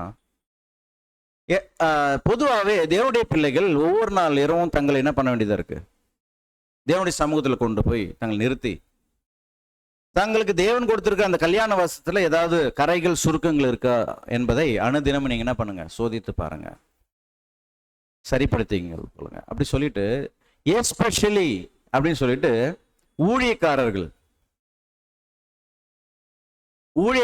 மூப்பர்கள், ஊழியக்காரர்கள், வேலைக்காரர்கள், தேவனுடைய ஊழியத்தை செய்கிறவர்கள் எஸ்பெஷலி நீங்க என்ன பண்ணுங்கன்னா, தேவனுடைய சமூகத்தில் போய் உங்களை சரிப்படுத்தி கொள்ளுங்க. உங்களுடைய கரைகள், சுருக்கங்கள் நீங்க நீக்கிக்கலன்னா தேவனுடைய பாடத்தை குறித்ததான மந்தைக்கு நீங்க தேவனுடைய பாடத்தை குறித்தான போதிப்பதற்கு உங்களுக்கு எந்த ஒரு தகுதியும் இல்லைன்னு சொல்றார். அப்படி இருக்கும்போது எல்லாருக்கும் பொதுவானது, அனுதினமும் நாம் தேவனுடைய சமூகத்துல அன்றைய நாள் இரவுல தூங்க போறதுக்கு முன்னாடி அன்றைய நாள்ல நாம் செய்துட்டு அனைத்து விதமான குறைகள் கரைகள் எல்லாவற்றையும் தேவனுடைய சமூகத்துல சொல்லி நாம் என்ன பண்ண வேண்டியதா இருக்கு, நம்மை சரிப்படுத்திக் கொள்ள வேண்டியதா இருக்கு. ஸோ அனுதினமும் நம்ம எடுத்துக்கலாம். சரி, இந்த சரிப்படுத்துதல் எப்படி நடக்கும் அப்படின்னா, நாம அநேக நேரங்களில் என்ன பண்றதில்ல, நாம் செய்த தவறுகளை நாம் உணர்ந்து பார்த்து சரிப்படுத்திக் கொள்ள முயற்சி செய்யறதில்ல. பெரும்பான்மையா எப்பதான் அந்த உணர்வு வரும்னா, தேவனுடைய வார்த்தைகள் மூலமாக தான் நமக்கு அந்த உணர்வு கிடைக்கும். அப்போ யார் தான் நம்மளை சரிப்படுத்த முடியும்னா, தேவன் தான் சரிப்படுத்த முடியும். அப்போ யாருடைய ஆலோசனை தான் நம்ம சார்ந்திருக்கணும் அப்படின்னா, தேவனுடைய ஆலோசனை சார்ந்திருக்கணும். சில நேரங்களில் நம்ம செய்யறது தவறா இருக்கும். நம்மளால அது சுயமா யோசித்து இது சரின்னு நம்ம அது தவறுன்னு உணர்ந்து கொள்ள மாட்டோம். நம்ம சரின்னு நினைச்சிட்டு இருப்போம். சரி, நம்ம செய்யறது தவறா சரியான்னு நம்ம உறுதிப்படுத்திக் கொள்வதற்கு யார்கிட்ட போய் கேட்போம்னா, நம்ம பக்கத்தில் இருக்கிற நம்ம சகோதர சகோதரர்கிட்ட போய் கேட்போம். அவங்களுடைய அனுமானம், அவங்களுடைய ஆலோசனை கரெக்டா இருக்குமா? இருக்காது. அப்ப நம்மை சரிப்படுத்திக் கொள்ளுதல் எதின் அடிப்படையில் இருக்கும்னா, தேவனுடைய வார்த்தைகளின் அடிப்படையில் இருக்கும். அப்ப அதுதான் நம்மளை முடிவுல மகிமையில கொண்டு போய் சேர்க்கும். வசனம் வாசிக்கலாம். சங்கீதம் 73:24 வசனத்தை வாசிக்கலாம்.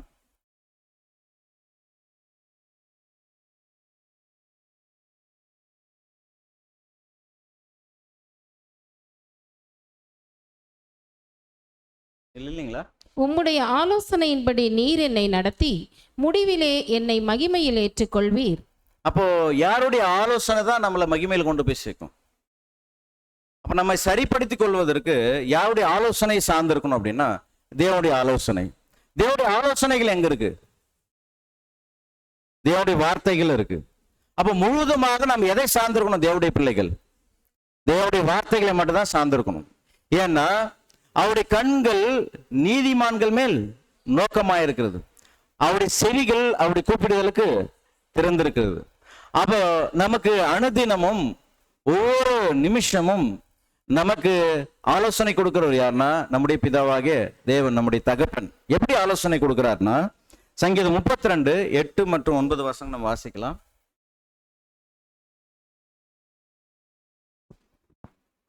நான் உனக்கு போதித்து நீ நடக்க வேண்டிய வழியை உனக்கு காட்டுவேன்.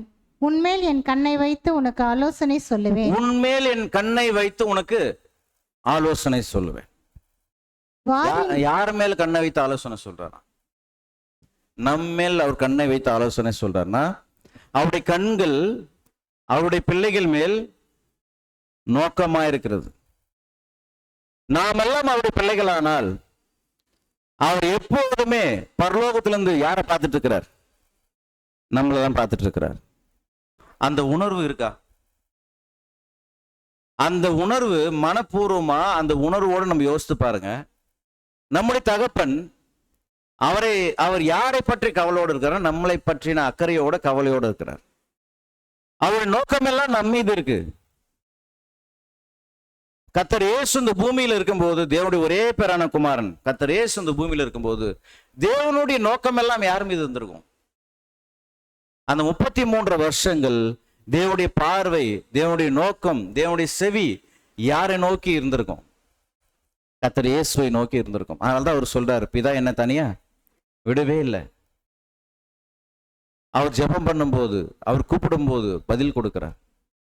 ஒரே பேரான குமாரன், நேசகுமாரனுக்கு, அந்த ஒரே பேரான குமாரன், எத்தனையோ கோடி ஜனங்கள் தாங்க, கர்த்தர் இயேசு ஒரே பேரான குமாரன், நேசகுமாரன், உண்மையான குமாரனுக்கு அவர் செவி கொடுத்தாரா இல்லைங்களா?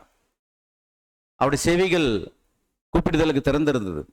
அதனாலதான் சொன்னாரு, அந்த உடன்படிக்கை எடுத்த உடனே, இவர் என்னுடைய நேசகுமாரன், இவரில் நான் பிரியமா இருக்கணும். அப்படியானால் நாம் அவருடைய உண்மையான பிள்ளைகளாக இந்த பூமியில தேவனுடைய பிள்ளைகள் என்ற ஒரு சாட்சியுள்ள வாழ்க்கை வாழ்வோம் என்றால், நிச்சயமாக தேவனுடைய கண்கள் நம் மீது நோக்கமா இருக்கு. அவருடைய செவிகள் நம்முடைய கூப்பிடுதலுக்கு திறந்திருக்கிறது. அப்போ என்ன செய்வார்னா, தன் கண்ணை வைத்து அவர் நமக்கு என்ன சொல்லுவார்? உன்மேல் என் கண்ணை வைத்து உனக்கு ஆலோசனை சொல்லுவேன். அதான் நமக்கு அநேக நேரங்கள் நீ கவனிச்சு பார்த்தீங்கன்னா, நாம நிறைய விதமான மன உளைச்சலோட, மனபாரத்தோட, வேதனையோட நாம தேவனிடத்தில் ஜெபிச்சு நாம் பாட்டு காத்திருப்போம். ஏதாவது ஒரு பாடம், ஏதாவது தேவனுடைய ஒரு வார்த்தைகள், ஒரு மன்னா, ஒரு வாக்குத்தத்தம், ஏதாவது ஒரு வசனம் நம்முடைய வாழ்க்கையில நமக்கு அநேக பிரச்சனைகளுக்கு தீர்வு இல்லாத போது அந்த ஒரு வசனம் நம்முடைய எல்லா பிரச்சனைக்கும் ஒரு முற்றுப்புள்ளி வைக்கும். ஒரு வசனம். எத்தனையோ பேர் ஆறுதல் சொல்லியிருப்பாங்க, அந்த எந்த ஆறுதல் நம்ம தேட்டி இருக்காது. ஆனா தேவனுடைய ஒரு வசனம் நம்முடைய எல்லா விதமான பாரத்துக்கும் ஒரு முற்றுப்புள்ளி வைத்திருக்குது. நம்முடைய வாழ்க்கையில் நம்ம கடந்து போயிருப்போம், அனுபவிச்சிருப்போம். அன்பான சகோதர சகோதரர்கள், அப்போ கர்த்தருடைய ஆலோசனைகள், தேவனுடைய ஆலோசனைகள் நம்முடைய வாழ்க்கையில சரிப்படுத்துகிற வேலையை செய்யுது. அதை நாம் என்ன செய்யணும்னா அனுதினமும் அப்போ தேவனுடைய வார்த்தைகளை நாம் கவனிச்சுட்டு இருக்கணும் தானே. அவர் நம் மீது நான் கண்ணை வைத்து ஆலோசனை சொல்றாருன்னா அவருடைய ஆலோசனைகள் எல்லாம் தேவனுடைய வார்த்தைகளாக இருக்கும்போது அப்போ நம்முடைய அதிகபட்ச நேரங்கள் யார் கூட செலவு பண்ணணும்? யாருடைய வார்த்தைகளை சார்ந்திருக்கணும்? நம்முடைய வாழ்க்கையினுடைய அதிகபட்ச நேரங்கள் எல்லா நேரம் சொல்லலாம். ஆனால் சில நேரங்கள் நம்ம வந்து வேலை செய்கிறோம், தூங்குறோம், அப்படி போயிடும். ஆனால் முடிந்த அளவுக்கு அதிகபட்ச நேரங்கள் தேவனுடைய சமூகத்தில் அல்லது தேவனுடைய வார்த்தைகளை கேட்பதில், தேவனுடைய வார்த்தைகளுக்கு இசைவா நடப்பதில், தேவனுடைய ஆலோசனைகள் மீது நம்முடைய கவனம் இருக்குமானால் நம்மை தேவன் நம்மளை என்ன பண்ணுவார்னா சரிப்படுத்துவார். அதான் சொல்றாருன்னா சுய பரிசோதனை செய்து சீர்படுத்திக் கொள்வது என்பது நாம் சொந்த முயற்சியா இருந்தாலும் அது எதன் அடிப்படையில் இருக்கணும்? அது தேவனுடைய வார்த்தைகள் ஆலோசனை அடிப்படையில் இருக்கும் என்று பார்க்கிறோம். அப்போ சகோதரர் எழுதுறாருன்னா அருமையான வார்த்தைகள். யார் அடிக்கடி கசையடி கொடுத்து திரும்ப திரும்ப போதிக்கும் நிலையில் இருக்கிறார்களோ அவர்கள் ஜெயம் பெற மாட்டார்கள். யாருக்கு அடிக்கடி ஆலோசனை மேல ஆலோசனை தேவன் வந்து அடிச்சு உணர்த்தி பார்த்தோம் திருந்தலைன்னா அவங்க என்ன பண்ண மாட்டாங்கன்னா ஜெயம் பெற மாட்டார்கள். மனவாட்டி என்ற தகுதியுடையவர்கள் அல்ல, அப்படிப்பட்டவர்களுக்கு சத்திய ஆவின் சாட்சி கிடையாது அப்படின்றார். யார் உடனடியாக கீழ்ப்படுகிறார்களோ, தேவனுடைய வார்த்தைக்கு உடனடியாக யார் கீழ்ப்படுகிறார்களோ, ஒப்பு கொடுத்து தங்களை சரிப்படுத்திக் கொள்கிறார்களோ அவர்கள் தான் ஜெயம் பெற்றவர்கள் என்று சொல்றார். இல்லைன்னா அவர்களுக்கு தேவ ஆவியின் சாட்சி கிடையாது. இன்னும் சொல்ல போனா நம்மை நாம் பரிசுத்தமாக வைத்துக் கொள்வதற்கு அல்லது சுத்தமாக வைத்துக் கொள்வதற்கு, இன்னும் சொல்ல போனா நம்முடைய சரீரத்தில் ஏதாவது பாதிப்புகள் இருக்குமானால் நம்முடைய சரீரத்தை ஆரோக்கியமாக வைத்துக் கொள்வதற்கு நம்முடைய சரீரத்தில் இருக்கிற நோயுள்ள பகுதிகளை நம்ம கழிச்சு போட்டுட்டே இருக்கிறோம். ஒரு தலைவலி இருந்தா உடனடியாக நம்ம என்ன பண்றோம்? ஒரு மாத்திரை போட்டு அந்த ஒரு தலைவலியை நீக்குவதற்கு முயற்சிகள் எடுக்கிறோம். ஒரு கேன்சர் கட்டி இருந்தா உடனடியாக அதை கட் பண்ணி என்ன பண்றோம்? நீக்கிறோம். அப்ப நம்முடைய சரீரத்தை, மாம்சீக சரீரத்தை ஆரோக்கியமா வைத்துக் கொள்வதற்கு நம்ம கிட்ட இருக்கிற நோயுள்ள பகுதிகளை நீக்கி போட்டுட்டே இருக்கிறோம். ஏன்னா அந்த நோயுள்ள பகுதிகள் நமக்குள்ள தங்கிருச்சுன்னா அந்த சரீரம் சுத்தமாக ஆரோக்கியமாக இருக்காது, அது மரணத்தை நோக்கி கொண்டு போயிடும். அதே போலதான் ஆவிக்குரிய வாழ்க்கையில நம்ம கிட்ட காணப்படுகிற நோயுள்ள பகுதிகளை நாம் தொடர்ந்து என்ன பண்ணிட்டு இருக்கணும்? நீக்கி போட்டுட்டே இருக்கணும். என்ன நோயுள்ள பகுதிகள்? கோபம், வைராக்கியம், பொறாமை, புறங்கூறுதல். நான் சொல்லுங்க, சகோதரர் இருக்கிறார், படிக்கட்டுங்களா? நம்முடைய தேவ ஆவிக்கு எதிராக போராடுகிற கோபம், தீமை, வெறுப்பு, பொறாமை, கலகம், சுயநலம், முரட்டுத்தனம் நீக்கி விடுகிறோமா? இப்படி செய்தால்தான் நாம் தாழ்மை, பொறுமை, சாந்த குணம், சகோதர சிநேகம், அன்பு ஆகியவைகளில் வளர முடியும். இப்படி தங்களை தாங்களே சோதித்தறிந்து கர்த்தருடைய வார்த்தையின்படி யார் நடக்கிறார்களோ அவர்கள் ஆவியின் நற்சாட்சி பெற்றவர்கள் அப்படின்னு சொல்றார். கர்த்தருடைய வார்த்தையின்படி யார் நடக்கிறார்களோ, அந்த வார்த்தையை நோட் பண்ணுங்க. தேவ ஆலோசனையின்படி யார் நடக்கிறார்களோ அவர்கள் தான் ஆவியின் நற்சாட்சி பெற்றவர்கள். ஏன்னா அப்கோர்ஸ் இன்ஃபேக்ட் நம்ம சொல்லணும்னா பிள்ளைகள், அப்பா எல்லாமே பொதுவாக பெற்றோர்கள் பிள்ளைகள் தங்களுடைய வார்த்தைகள் மட்டும்தான் கேட்கணும்னு நினைப்போம் இல்லைங்களா? தங்களுடைய வார்த்தைகளை கேட்டு என்னுடைய பிள்ளைகள் என்னுடைய வார்த்தைகள் கேட்டு அதன்படி நடக்கணும்னு விரும்பும் இல்லைங்களா? அது என்னதுங்க? தப்பா சரியா? அது நியாயமான உணர்வு தானே. அந்த அந்த அந்த உறவனுடைய அது ஒரு நியாயமான எதிர்பார்க்குதல். நான் உங்களுக்கு தகப்பனா இருக்கும்போது, நீங்க எனக்கு பிள்ளைகளா இருக்கும்போது நீங்க என் வார்த்தை கீழ்ப்படிங்க அப்படின்னு ஒரு தகப்பனா அவர் நினைக்கிறதுல ஏதாவது தவறு இருக்கா? இல்ல. அந்த உறவனுடைய நியாயமான எதிர்பார்ப்பு, அது உரிமைன்னு கூட சொல்லலாம். அந்த உரிமையை நான் மீறும் போது அப்போ தேவன்கிட்ட இருந்து ஆசீர்வாதங்கள் வேணும், தேவன்கிட்ட இருந்து சந்தோஷம், சமாதானம் வேணும். தேவன் நம்முடைய வாழ்க்கையில, நம்முடைய பிரச்சனைகளில், நம்முடைய போராட்டங்களில், நிந்தைகள், அவமானங்கள்ல நமக்கு ஆறுதல் தேர்தல் கொடுக்கணும், எல்லாம் எதிர்பார்க்கிறோம். ஆனால் அவருடைய வார்த்தைக்கு மட்டும் நான் கீழ்ப்படிய மாட்டேன், அவருடைய வார்த்தையின் அடிப்படையில் நடக்க மாட்டேன். நம்முடைய பிள்ளைகள், உங்களுக்கு சொத்து கொடுங்க, உங்களுடைய சொத்துக்கு நான் சுதந்திரவாளி, உங்களுக்கு உண்டானதெல்லாம் எனக்கு உரிமையானதுன்னு எல்லாம் பேசலாம். ஆனால் வார்த்தை கீழ்ப்படியலைன்னா, பெற்றோருடைய வார்த்தைக்கு அப்பா அம்மா என்ன சொல்லுவாங்க? நாங்கள் சொல்றது ஒரு வார்த்தை கூட கேட்க மாட்டேங்கிற, ஆனால் இதெல்லாம் எனக்கு உரிமைன்னு மட்டும் பேசுற, இல்லைங்களா?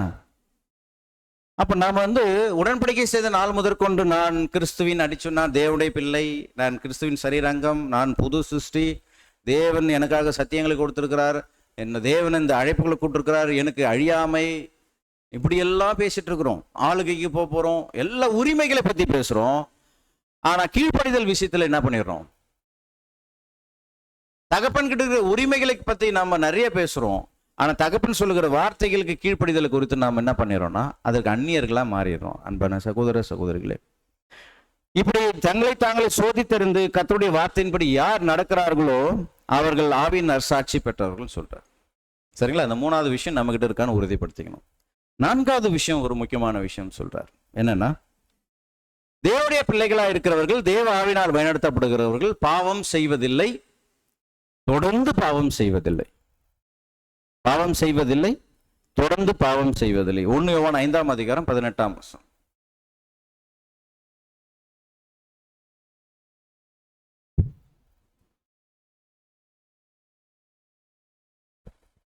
தேவனால் பிறந்த எவனும் பாவம் செய்யான் என்று அறிந்திருக்கிறோம். தேவனால் பிறந்தவன் தன்னை காக்கிறான், பொல்லாங்கன் அவனை தொடான். பாருங்க, தேவனால் பிறந்தவன் எவனும் பாவம் செய்யான் என்று அறிந்திருக்கிறோம், தேவனால் பிறந்தவன் தன்னை காக்கிறான். அன்பான சகோதர சகோதரி, நாம் தேவனால் பிறந்திருக்கிறோமா? அந்த தேவனால் பிறத்தல், ஆவியில் பிறத்தல் எடுத்துக்கொள்ளும் போது அது ஆவிக்குரிய கோணத்தில் அநேக ஆழமான விஷயங்கள் நம்ம பேசலாம். ஆனால் நம்ம தேவன் எப்படி பார்க்கிறார்னா, தன்னுடைய பிள்ளைகளாக புது சிருஷ்டிகளாக பார்க்கிறார். அப்படி பார்க்கும்போது தேவன் நம்மகிட்ட என்ன எதிர்பார்க்கிறார்னா, நாம் பாவம் செய்யக்கூடாது. இப்ப தேவன் பாவம் செய்கிறவர் அல்ல, தேவன் பரிசுத்தமானவர்.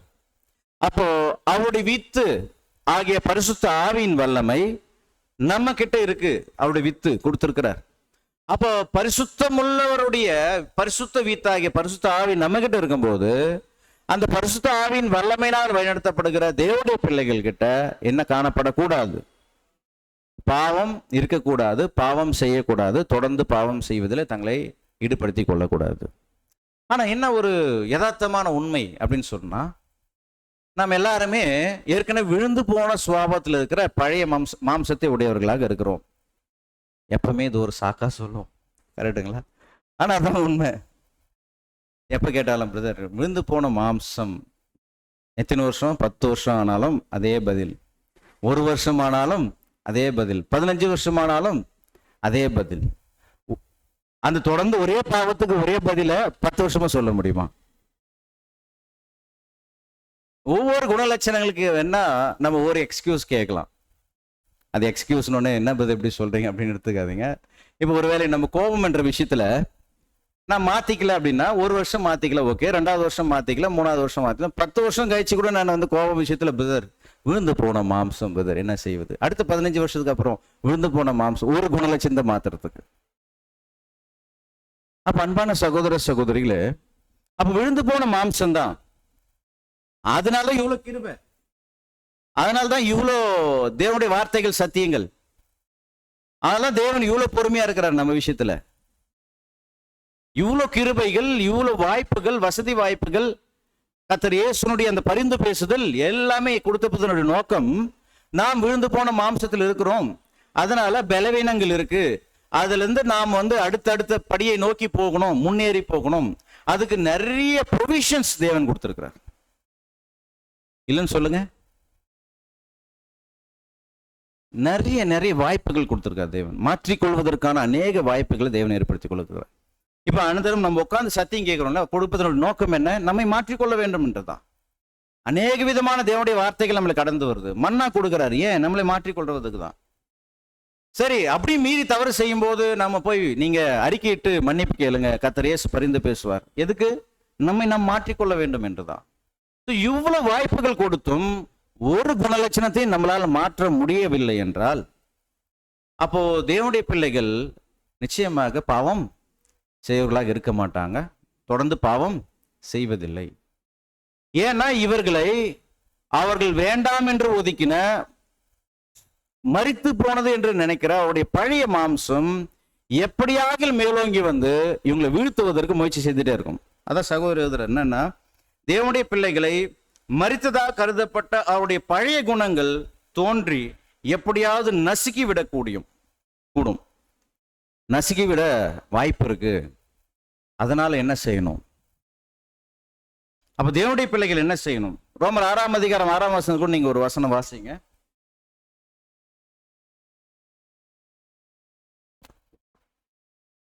நாம் இனி பாவத்துக்கு ஊழியம் செய்யாதபடிக்கு பாவ சரீரம் ஒழிந்து போகும் பொருட்டாக நம்முடைய பழைய மனுஷன் அவரோட கூட சிலுவையில் அறையப்பட்டதென்று அறிந்திருக்கிறோம். எப்ப அறிஞ்சோம்?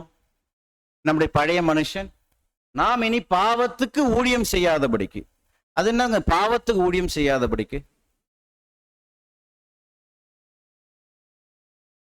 அந்த வார்த்தையை கொஞ்சம் நுணுக்கமா கவனிச்சு பாருங்க. அப்படின்னா பாவம் நம்ம எஜமானா மாறிடக்கூடாது. நாம பாவத்துக்கு ஊழியம் செய்யாதபடிக்கு அப்படின்னா, பாவம் நம்ம எஜமான், நாம் பாவத்துக்கு என்ன ஆயிட்டோம்? அடிமை ஆயிட்டோம். அப்போ நாம பாவத்தை கண்ட்ரோல் பண்றதுக்கு பதில் பாவம் நம்மளை கண்ட்ரோல் பண்ணிட்டு இருக்கு. அப்ப சொல்றாரு, அந்த பழைய மனுஷன் நம்முடைய மாம்சத்தை கட்டுப்படுத்துக்கு அந்த பழைய சுவாபங்களை, மாம்சத்தை, அந்த பழைய பாவங்களை நம்ம என்ன பண்ணிட்டோம்னா ஒழிந்து போகும் பொருட்டாக நம்முடைய பழைய மனுஷன் அவரோட கூட சிலுவையில் அறியப்பட்டது என்று அறிந்திருக்கிறோம். எப்பலேருந்து அறிய ஆரம்பிச்சிட்டோம்? உடன்படிக்கை செய்ததுலேருந்து அங்கேயே அதனுடைய அடையாளத்தை நம்ம வெளிப்படுத்திட்டோம் இல்லைங்களா? அந்த அடையாளத்தை வெளிப்படுத்துவதனுடைய அடுத்த ஒரு ஸ்டேஜ் என்னன்னா, அந்த அடையாளத்தை நிஜத்துல காட்டுறதுக்கு நம்ம என்ன பண்றோம்? அர்ப்பணிப்பின் வாழ்க்கையில நம்ம வந்திருக்கிறோம். அப்படி இருக்கும்போது அன்பான சகோதர சகோதரிகளே, ஆனா நாம் இனி என்ன பண்ணக்கூடாது? பாவம் செய்யக்கூடாது, தொடர்ந்து பாவம் செய்யக்கூடாது. ஆனா பழைய மனுஷன் நம்மளை பாவத்தில் விழத்தள்ளும், எல்லா முயற்சிகளும் இருக்கும். நம்முடைய ஆவிக்குரிய ஓட்டத்தை நசுப்பதற்கான எல்லா விதமான வாய்ப்புகளையும் அது உருவாக்கி கொடுக்கும். இன்னும் சொல்ல போனா, நம்ம கிட்ட என்னென்ன பலவீனங்கள் இருக்கோ, கடந்த கால பலவீனங்கள் எல்லாவற்றையும் ஆவிக்குரிய வாழ்க்கையில் ஓடும்போது அவைகளை சாத்தான் நம்மளை வெளியே கொண்டு வந்து அதுல நம்மளை அழுத்துவதற்கு முயற்சி செய்து கொண்டே இருப்பான். அதுல எந்த ஒரு மாற்றமும் இல்லை. ஆனா தேவனுடைய பிள்ளைகள் தொடர்ந்து யாருடைய சித்தம் செய்வதற்கும் தங்களை அர்ப்பணிக்கணும். ஏன்னா எப்ப பாவம் மேலோங்கும் அப்படின்னா, தன்னுடைய மாம்ச சித்தத்தை யார் செய்ய முற்படுகிறார்களோ, தன்னுடைய மாம்சீக சித்தத்துக்கு விருப்பங்களுக்கு யார் முக்கியத்துவம் கொடுக்கிறாங்களோ, அவங்களுடைய வாழ்க்கையில மீண்டுமாக பாவம் என்ன ஆகும்? மேலோங்கும், திரும்ப வரும். அவங்க மரிச்சு போனதா நினைக்கிற பாவங்கள் எல்லாம் மீண்டு வரும். யார் தன்னுடைய சுய சித்தத்தின்படி வாழ ஆசைப்படுறாங்களோ, முற்படுகிறார்களோ, தங்களை அர்ப்பணிக்கிறார்களோ, அப்ப யாருடைய சித்தத்துக்கு ஒப்பு கொடுத்து சித்தத்தின்படி வாழ்ந்தா பாவம் செய்ய மாட்டோம். அப்படின்னா தேவனுடைய சித்தத்துக்கு கர்த்தர் இயேசு எப்படி வாழ்ந்தார்? அவர் உடன்படிக்கை செய்யும் போது என்ன சொன்னார்? வசனம் வாசிக்கலாம். சங்கீதம் 40:8, தேவனே இதோ உம்முடைய சித்தம் செய்ய வருகிறேன். அப்ப நாம் எல்லாருமே தேவனுடைய சித்தம் செய்ய தான் நாம வந்திருக்கிறோம் உள்ள. அப்ப பாவம் செய்வதற்கு எப்ப வாய்ப்பு கிடைக்குது அப்படின்னா, அந்த வாய்ப்புகள் எப்படி உருவாகுது அப்படின்னா, எப்பொழுது தேவனுடைய சித்தம் செய்வதை மறந்து நம்முடைய சுய சித்தம் செய்ய நாம் நம்மளை ஒப்பு கொடுக்கிறோமோ, அப்போது நமக்குள்ள பாவங்கள் தலை தூக்க ஆரம்பிச்சிடும். நம்முடைய செத்து போனதா மரிச்சு போனதா நினைச்சிருக்கிற நம்முடைய பழைய பலவீனங்கள் படிப்படியா கொஞ்சம் கொஞ்சமா நம்மளை மேற்கொள்ள ஆரம்பிக்கும். அதுக்கு நாம் முழு மனப்பூர்வமாய் அதுக்கு அனுமதி கொடுக்கும் போது அது நம்முடைய எஜமான ஆகி நம்மை அதுக்கு அடிமையாக்கி விடும். அன்பான சகோதர சகோதரிகளே, அப்ப சங்கீதம் 40:8 வாசிங்க.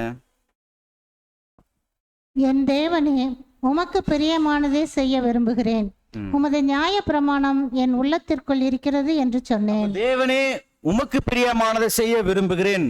யார் யாரெல்லாம் தேவனுடைய சித்தத்துக்கு ஒப்பு கொடுத்து வாழ்றாங்களோ அதை சொல்றாரு.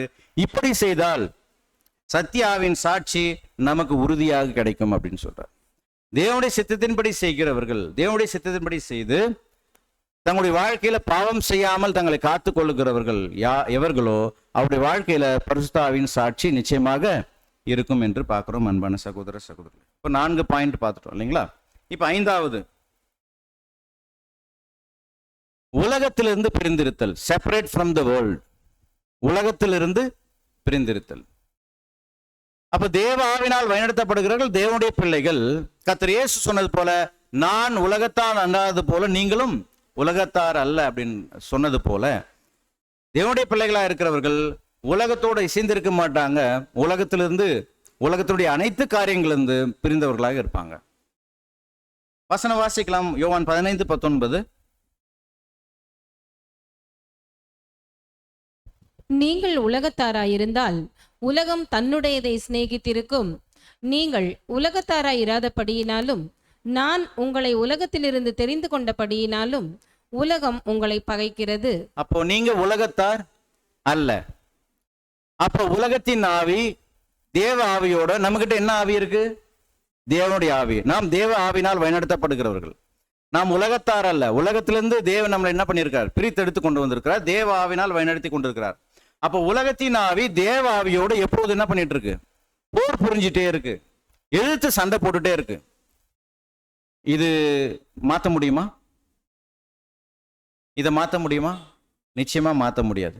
அப்ப நாம் உலகத்திலிருந்து பிரிந்தவர்களா இருந்தால், உலகத்தினுடைய அனைத்து காரியங்களும் நாம் பிரிந்திருந்தா, நிச்சயமாக உலகத்தில் இருக்கிற உலகத்தின் ஆவி, உலகத்தின் ஆவியை பெற்றிருக்கிற இடத்திலிருந்து நிச்சயமாக தேவ ஆவினால் வழிநடத்தப்படுகிற நமக்கு எதிராக எதிர்ப்புகள் இருந்துட்டே இருக்கும். இது உண்மை, இது யதார்த்தம், இது மறுக்க முடியாது. ஆனா சகோதரர் ரொம்ப ஆச்சரியமான ஒரு விஷயம் என்ன முன்வைக்கிறார்னா, உலக ஆவி சத்திய ஆவிக்கு விரோதமா போர் புரிஞ்சுட்டே இருக்கும். ஏன்னா நம்ம உலகத்தார் அல்ல.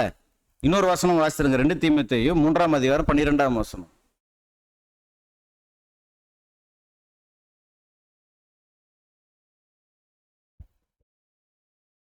அன்றியும் கிறிஸ்து இயேசுவுக்குள் தேவ பக்தியாய் நடக்க மனதாயிருக்கிற யாவரும் துன்பப்படுவார்கள். அப்ப பாருங்க, கிறிஸ்து இயேசுவுக்குள் தேவ பக்தியாய் மனதாய் இருக்கிற யாவரும் துன்பப்படுவார்கள்.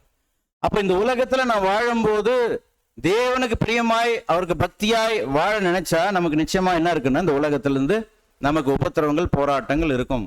அது மாற்ற முடியாது. யாருக்கு பிரியமா வாழ்ந்தா? தேவனுக்கு பிரியமாய் தேவ பக்தியாய் வாழ மனதா இருந்தா நமக்கு போராட்டங்கள் இருக்கு, உபத்திரவங்கள் இருக்கு. ஏன்னா நம்ம உலகத்திலிருந்து வேறு பிரிக்கப்பட்டவர்கள், தேவ ஆவினால் வழிநடத்தப்பட்டவர்கள். சரி, ஆனா சகோதரர் இங்க ஒரு ஆச்சரியமான ஒரு விஷயத்தை முன்வைக்கிறார். இதை விட உலகத்தின் ஆவியில் இருக்கிற உலக ஜனங்கள், உலகத்தினுடைய அந்த சுவாபத்தில் இருக்கிறவர்களை விட யார்கிட்ட இருந்து அதிக உபத்திரவங்கள் வரும் அப்படின்னு சொல்றாருன்னா, இதை விட தேவனுடைய பிள்ளைகள் என சொல்லிக் கொள்கிற இடத்திலிருந்தே அதிக துன்பங்கள் வரும் என்று அறிய வேண்டும். என்ன சொல்றாருங்க? இதை விட தேவனுடைய பிள்ளைகள் என சொல்லிக் கொள்கிற இடத்திலிருந்தே அதிக துன்பங்கள் வரும். அதுக்கு உதாரணமா யாரை முன்வைக்கிறார்னா, கர்த்தர் இயேசுவை முன்வைக்கிறார். எப்படி அப்படின்னா, கர்த்தர் இயேசுவை அதிகமாக அவருடைய வார்த்தைகளுக்கும் அவருடைய உபதேசங்களுக்கும் அவருடைய கிரியைகளுக்கும் அதிகமாக எதிர்த்தவர்கள் யார் அப்படின்னா யாருங்க? பரிசேயர், சதுசேயர், வேதப்பாரர்கள். இவங்கெல்லாம் தங்களை யார் என்று சொல்லிக் கொண்டார்கள்? நியாயப்பிரமாணத்தை காக்க வந்தவர்கள், மோசேயினுடைய வழி வந்தவர்கள், தேவனுடைய ஜனங்களை வழிநடத்த வந்தவர்கள், தேவனுடைய ஜனங்களுக்கு நல்லது சொல்லிக் கொடுக்க வந்தவங்க, தேவனுடைய நியாயப்பிரமாணத்தின்படி வாழ்கிறவர்கள், இப்படின்னு சொல்லிட்டு இருந்தாங்க. கரெக்டுங்களா? அப்போ அன்னைக்கு இருந்த உலக ஜனங்களை விட கர்த்தர் இயேசுவை அதிகமாக எதிர்த்தவர்கள் யாருன்னா, தாங்கள் தேவனுடைய பிள்ளைகள், தேவனுடைய நியாயப்பிரமாணத்தை காக்க வந்தவர்கள், தேவனுடைய வார்த்தையின் அடிப்படையில் நடக்கிறவர்கள், மோசேயின் வழி வந்தவர்கள் சொல்லிக் கொண்டிருந்த அவருடைய சொந்த ஜனங்கள் அவர் என்ன பண்ணாங்க? அதிகமா எதிர்த்தாங்க, அதிகமா உபத்திரம் பண்ணாங்க, உபத்திரம் கொடுத்தாங்க. இது அப்படியே நமக்கு பொருத்தி பார்த்தா என்ன புரிந்து கொள்ள முடியும் அப்படின்னா, இன்றைக்கும் அதிக உபத்திரவங்கள் யார் மூலமாக வரும் அப்படின்னா, தேவனுடைய பிள்ளைகளிடத்திலிருந்து வருமா அல்லது தேவனுடைய பிள்ளைகள் என சொல்லிக் கொள்கிற இடத்திலிருந்து வருமா? இந்த வார்த்தைகள் நல்லா கவனிங்க. தேவனுடைய பிள்ளைகளிடத்தில் வருமா? இப்போ நானும் தேவனுடைய பிள்ளை, ஃபார் எக்ஸாம்பிள் சொல்றேன், நான் தேவனுடைய பிள்ளை, அவர் தேவனுடைய பிள்ளை அப்படின்னா, இப்போ எங்க 2 பேருக்கு பிரச்சனை வருமா வராதா? வராது. ஏன்னா அவரும் தேவனுடைய பிள்ளை மாதிரி வாழ்றாரு, நானும் தேவனுடைய பிள்ளைக்குரிய எல்லா விதமும் தேவனுடைய வார்த்தைகளின் அடிப்படையில் வாழணும் அப்படின்னா 2 பேருக்குள்ள ஒரே சிந்தை இருக்கும், ஏக சிந்தை இருக்கும், கிறிஸ்துவின் சிந்தை இருக்கும். எங்களுக்குள்ள என்ன வராது? பிரச்சனை வராது. ஒருவேளை அவர் உண்மையான தேவனுடைய பிள்ளையா இருக்கிறாரு. நான் தேவனுடைய பிள்ளை என்று சொல்லிக் கொள்கிறேன், நான் சொல்லிக் கொள்கிறேன். ஆனா தேவன் என்ன பண்ணல, இவர் தான் தேவனுடைய பிள்ளை அப்படின்னு அவரு, அதுக்கான தகுதிகள் எதுவுமே என்கிட்ட இல்லை. ஆனா நான் என்ன சொல்லிக்கிறேன், இப்போ பரிசேயர் சதுசேயர்கள் வேதப்பாரர்கள் அவங்க என்ன சொன்னாங்க, நாங்க மோசேயின் சீஷர்கள், நியாயப்பிரமாணத்தை காக்க வந்தவர்கள், நியாயப்பிரமாணத்தின்படி ஜனங்களை வழிநடத்த வந்தவர்கள் அப்படின்னு அவங்க சொல்லிக்கிட்டாங்க. ஆனா தேவன் அவங்கள நியாயப்பிரமாணத்துக்கு அதிகாரியா வச்சாரா, நியாயப்பிரமாணத்தை நிறைவேற்றவர்களா பார்த்தாரா, இல்ல மோசேயின் சீஷர்களா பார்த்தாரா, ஜனங்களை வழிநடத்துக்கு அவங்களுக்கு அதிகாரம் கொடுத்தாரா தேவன்? அவங்க சொல்லிக் கொள்ளுகிறதுக்கான அந்த அங்கீகாரம் யாரிடந்து கிடைக்கல, தேவனிடத்து கிடைக்கல. ஆனா அவங்க தங்களை என்ன சொல்லிக்கிட்டாங்க, தேவனுடைய ஜனங்கள் சொல்லிக்கிட்டாங்க, தேவனுடைய நியாயப்பிரமாணத்தை காக்க வந்தவரும் சொல்லிக்கிட்டாங்க. இந்த வித்தியாசம் நல்லா புரிஞ்சுக்கணும். நம்ம விசுவாச வீட்டுக்குள்ள எல்லாரும் வந்திருக்கிறோம். சபை வகுப்பார் இங்கிருந்து பிரிய போறாங்க.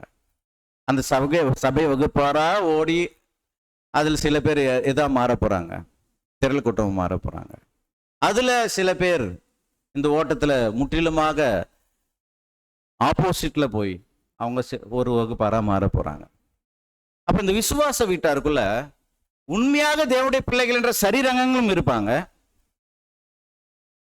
தங்களை தேவனுடைய பிள்ளைகள் என்று சொல்லிக் கொள்ளுகிற, தங்களை தாங்களே சொல்லிக் கொள்ளுகிறவர்களும் இருப்பாங்க. தேவனால் அங்கீகரிக்கப்பட்ட தேவனுடைய பிள்ளைகள் இருப்பாங்க, தங்களை தாங்களே தேவனுடைய பிள்ளைகள் என்று சொல்லிக் கொள்ளுகிறவர்கள் இருப்பாங்க. அப்போ உண்மையாக தேவனால் அங்கீகரிக்கப்பட்ட தேவனுடைய பிள்ளைகளிடத்திலிருந்து அவங்க ரெண்டு பேரும் என்ன பண்ண மாட்டாங்க, அவங்களுக்கு ஏக சிந்தை இருக்கும், அவங்களுக்குள்ள பிரச்சனைகள் வராது, சரியான அண்டர்ஸ்டாண்டிங் இருக்கும். ஆனா தங்களை தேவனுடைய பிள்ளைகள் என்று சொல்லிக்கொண்டு தேவனுடைய பிள்ளைகளுக்குரிய எந்த ஒரு குணலட்சணத்தையும், எந்த ஒரு முயற்சியையும், எந்த ஒரு மாற்றத்தையும் ஏற்படுத்தி கொள்ளாமல் வெறும் பெயருக்கு தேவனுடைய பிள்ளைகளாக தங்களை சொல்லிக் கொள்ளுகிறவர்கள், அவரிடத்திலிருந்து நிச்சயமாக உபத்திரவங்கள் வரும். ஏன்னா உண்மையான தேவனுடைய பிள்ளைகளை பார்த்தா, தேவனுடைய வார்த்தையில் நடிப்பில் நடக்கிறவங்களை பார்த்தா அவங்களுக்கு என்ன ஆகாது, பிடிக்காது. கர்த்தர் இயேசுனுடைய அனைத்து செயல்களையும் கிரிட்டிசைஸ் பண்ணிட்டே இருந்தாங்க. யாருங்க? கர்த்தர் இயேசு சொன்னார், நான் தேவன் நியாயப்பிரமாணத்தை நிறைவேற்ற வந்தேன் அப்படின்னு சொல்லிட்டு சொன்னாரு. ஆனா அவங்க என்ன பண்ணிருக்கணும்னா, ஓ அவரும் நியாயப்பிரமாணத்தை நிறைவேற்ற வந்திருக்கிறார், நாம என்ன பண்ணிருக்கிறோம், நியாயப்பிரமாணத்தை காக்க வந்திருக்கிறோம், அப்ப நம்ம கர்த்தர் இயேசுவோட இசைந்து அவருடைய உபதேசங்களுக்கு இசைந்து நம்ம போலாம் அப்படின்னு நினைச்சாங்களா? இல்ல. இவங்களுடைய அந்த சொல்லிக் கொள்ளுதல் அல்லது தங்களை குறித்து பேசிக்கொண்டது அவங்களுடைய சுய பெருமை. ஆனா தேவன் அவங்களை ஏற்றுக்கொள்ளல. அன்பான சகோதர சகோதரிகளே, இவங்க தான் கர்த்தர் இயேசு என்ன சொன்னாங்கன்னா, கர்த்தர் இயேசு கிட்ட இருந்த சரியான ஆவி, தேவ ஆவி. இவங்க தேவனுடைய பிள்ளைகள் நியாயப்பிரமாணத்தை காக்க வந்தவர்கள் சொன்னவங்க, கர்த்தர் இயேசு கிட்ட இருந்த சரியான ஆவியின் வல்லமையை இவர்கள் என்ன சொன்னாங்கன்னா, கர்த்தர் இயேசுவை பார்த்து பெயல்செபூலின் தலைவன் என்று சொன்னாங்க. அவர் தேவ ஆவினால் வழிநடத்தப்படுகிறார் என்பதை சரியாக புரிந்து கொள்ளாமல் அவர் என்ன சொல்லிட்டாங்கன்னா, பெயல்செபூலின் தலைவன், சாத்தான் அப்படின்ற ஒரு கோணத்துல அவரை பார்க்க ஆரம்பிச்சாங்க. இது சரியா தேவனுடைய பார்வையில இல்ல. அதே தான் இங்கேயும் நடக்கும். அன்பான சகோதர சகோதரிகளே, உண்மையாக தேவனுடைய பிள்ளைகள் இருப்பாங்க, தேவ ஆவினால் வழிநடத்த பிள்ளைகள் இருப்பாங்க நிச்சயமாக. அதே போல தேவ ஆவினால் வழிநடத்தப்படுகிறோம், நாங்கள் தேவனுடைய பிள்ளைகள் என்று சொல்லிக் கொள்ளுகிறவர்கள் இருப்பாங்க. ஆனா இவங்க ரெண்டு பேருக்குள்ள நிச்சயமாக என்ன இருக்கணும்னா, இவங்க மூலமாக உண்மையான தேவனுடைய பிள்ளைகளுக்கு உபத்திரவங்கள் வந்துட்டே இருக்கும். வசனம் வாசிக்கலாம். மத்தேயு 10ஆம் அதிகாரம் 25ஆம் வசனம்.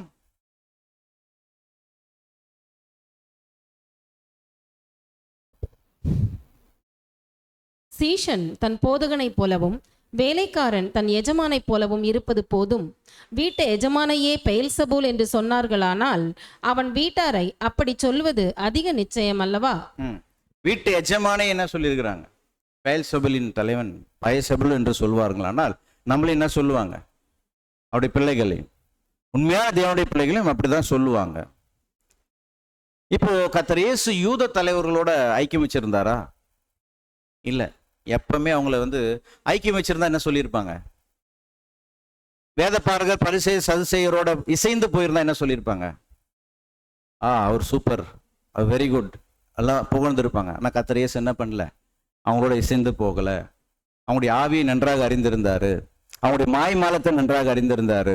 அதனால அவங்க உண்மையான தேவனுடைய பிள்ளைகளே இல்லை என்பதை நன்றாக அறிந்திருந்தனால்தான் அவங்களை எதிர்த்து கர்த்தர் இயேசு என்ன பண்ணார்னா பேசினதை நம்ம பார்க்கிறோம். அன்பான சகோதர சகோதரிகளே, அப்ப இங்க சொல்றாரு, நம்மை குறித்து தீமையாக பேசும்போது சத்தியத்தோடு நாம் கொண்டுள்ள உறவினாலேயே இப்படி செய்கிறார்கள் என்று கர்த்தரின் ஆவி நம்மை குறித்து சாட்சி கொடுக்கிறது.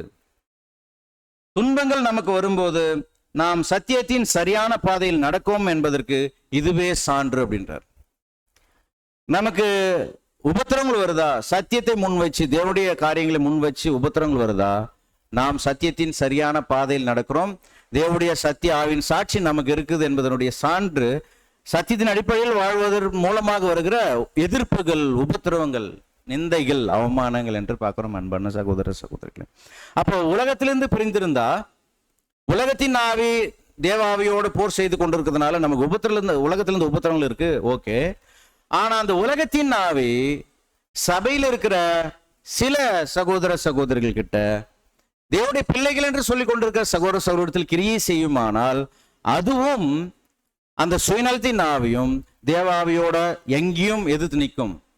போர் புரியும்னா சபையிலையும் விசுவாச வீட்டாருக்குள்ளவும் இந்த ஒரு பிரச்சனைகள் இருக்கும் என்று பார்க்கிறோம் அன்பான சகோதர சகோதரிகள். லூக்கா 16ஆம் அதிகாரம் 15ஆம் வசனத்தை நம்ம வாசிக்கலாம்.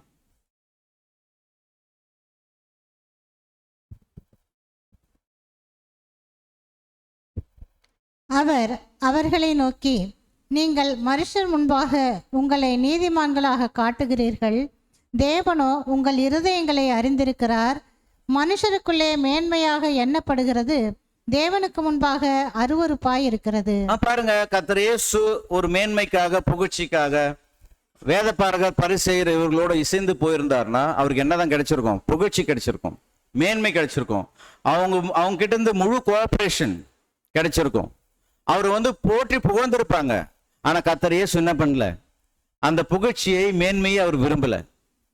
அவர் தேவ ஆவியினால் வழிநடத்தப்படுவதனால, தேவனுடைய பிள்ளையாக தேவனுடைய பரிசுத்த ஆவியின் வல்லமையினால வழிநடத்தப்படுவதனால அவர் மற்றவர்களை பிரியப்படுத்த விரும்பல. மற்றவர்கள் சொல்லும் போது அந்த சுயநலத்தின் ஆவியில் இருக்கிறவர்களை பிரியப்படுத்த கர்த்தர் இயேசு எப்பவுமே என்ன பண்ணல? விரும்பல. அப்ப தேவனுடைய பிள்ளைகள் எங்க இருந்தாலும் தேவ ஆவினால் வழிநடத்தப்படுகிறார்கள் என்பதற்கான சாட்சி அவங்ககிட்ட இருந்து என்ன பண்ணும்? வெளிப்படும் என்று பார்க்கிறோம். அடுத்தது 6வது ஒரு பாயிண்ட் நம்ம பார்க்கலாம். சகோதரர் முன் வைக்கிறது, பரிசுத்த ஆவினால் ஒருத்தர் வழிநடத்தப்படுகிறார், தேவனுடைய பிள்ளையா இருக்கிறார்னா கிறிஸ்துவை குறித்து வெட்கம் அடைவதில்லை அப்படின்னு சொல்றார். கிறிஸ்துவை குறித்து வெட்கம் அடைவதில்லை. ஏன் சொல்றாருன்னா, மார்க் 8ஆம் அதிகாரம் 38ஆம் வசனம் நம்ம வாசிக்கிறோம். ஆதலால் விபச்சாரமும் பாவமும் உள்ள இந்த சந்ததியில் என்னை குறித்தும் என் வார்த்தைகளை குறித்தும் எவன் வெட்கப்படுவானோ அவனை குறித்து மனுஷகுமாரனும் தமது பிதாவின் மகிமை பொருந்தினவராய் பரிசுத்த தூதர்களோடும் கூட வரும்போது வெட்கப்படுவார் என்றார். அப்ப பாருங்க, இங்க எழுதும்போது யார் யாரெல்லாம் சமயம் வாய்க்கும் போதெல்லாம் கிறிஸ்துவை போதகர் என்றும் மீட்பர் என்றும் சாட்சி இடுகிறார்களோ அதுவே அவர்கள் பெற்ற ஆவியின் சாட்சியா இருக்குன்னு எழுதுறார் சகோதரர். கிறிஸ்துவை குறித்து சமயம் வாய்க்கும் போதெல்லாம் என்ன பண்ணிட்டு இருக்கணும்? அவர் நம்முடைய போதகர், நம்முடைய ரட்சகர், மீட்பர் என்று என்ன பண்ணிட்டு இருக்கணும்? அறிக்கை செய்துட்டே இருக்கணும், சாட்சி கொடுத்துட்டே இருக்கணும். இது அவர்கிட்ட இருக்க தேவ ஆவியின் சாட்சியா இருக்கு. ஏன்னா சில பேர் நம்ம பார்ப்போம், வார வாரம் சபைக்கு வருவோம், சத்தியங்களை கேட்போம், போவோம். ஒரு சம்பிரதாயமான ஒரு சத்தியத்தில் இருக்கிற ஒரு வாழ்க்கை வாழ்ந்துட்டு இருக்கிறோம். சம்பிரதாயமான ஒரு சத்திய வாழ்க்கைன்னு சொல்லலாம். பேர் கிறிஸ்துவ வாழ்க்கை போல இங்க சத்தியத்தை கேட்போம், வாரத்துக்கு ஒரு முறை வருவோம், சத்தியத்தை கேட்போம், போயிட்டே இருப்போம். ஆனா நம்முடைய தனிப்பட்ட வாழ்க்கையில கிறிஸ்துவை குறித்ததான ஒரு சாட்சி பகிர்தல், அது கிரியின் மூலமாக, வார்த்தையின் மூலமாக வெளிப்படுதா? அல்ல வெளிப்படுத்திட்டே இருக்குமா அனுதினமும்? நம்முடைய அந்த சாட்சி, கர்த்தர் இயேசுவை குறித்ததான அந்த ஒரு அறிக்கை செய்தல் கடந்து போயிட்டே இருக்கா? பேசுறதுக்கு நம்ம வெட்கப்படுறோமா? வேலை செய்யற இடத்துல, அல்லது நம்ம நண்பர்கள் மத்தியில, ஸ்கூல்ஸ்ல, காலேஜஸ்ல, குடும்பத்தார் மத்தியில கர்த்தர் இயேசுவை பத்தி அவர் யார் என்று சொல்வதற்கு நம்ம வெட்கப்படுகிறோமா? அதுக்கு மிக அருமையா என்ன ஒரு வார்த்தை சொல்றாருன்னா, கர்த்தரை பின்பற்றுகிறோம் என்று சொல்வதற்கு வெட்கப்படுகிறவர்கள் கர்த்தரின் சகோதரர்களை தன்னுடைய சகோதரர்கள் என்று சொல்வதற்கும் அவருடைய சரீரமாகிய சபையாரை குறித்தும் வெட்கப்படுவார்கள். கர்த்தர் இயேசுவை குறித்து சொல்ல வெட்கப்படுகிறவர்கள் தங்களுடைய குடும்பத்தின் மத்தியில, தங்க வேலை செய்யறவங்க மத்தியில, தங்களுடைய உற்றார் உறவினர்கள் மத்தியில கர்த்தர் இயேசுவை குறித்து சொல்ல வெட்கப்படுகிறவர்கள் கர்த்தர் இயேசுனுடைய சகோதர சரீரங்கங்களை தன்னுடைய சகோதரர்கள் என்று சொல்வதற்கு அவங்க என்ன பண்ணுவாங்க? வெட்கப்படுவாங்க. பாருங்க அதனுடைய எஃபெக்ட் எங்க வருதுன்ட்டு. அன்பான சகோதர சகோதரிகளே, கர்த்தர் இயேசுவும் என்ன செய்வார் இவங்களை குறித்து மத்தேயு 10ஆம் அதிகாரம் 32 33 வசனங்கள் நம்ம வாசிக்கலாம்.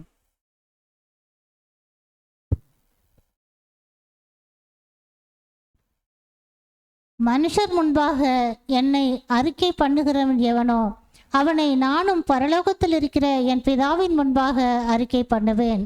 மனுஷர் முன்பாக என்னை மறுதலிக்கிறவன் எவனோ அவனை நானும் பரலோகத்தில் இருக்கிற என் பிதாவின் முன்பாக மறுதலிப்பேன்.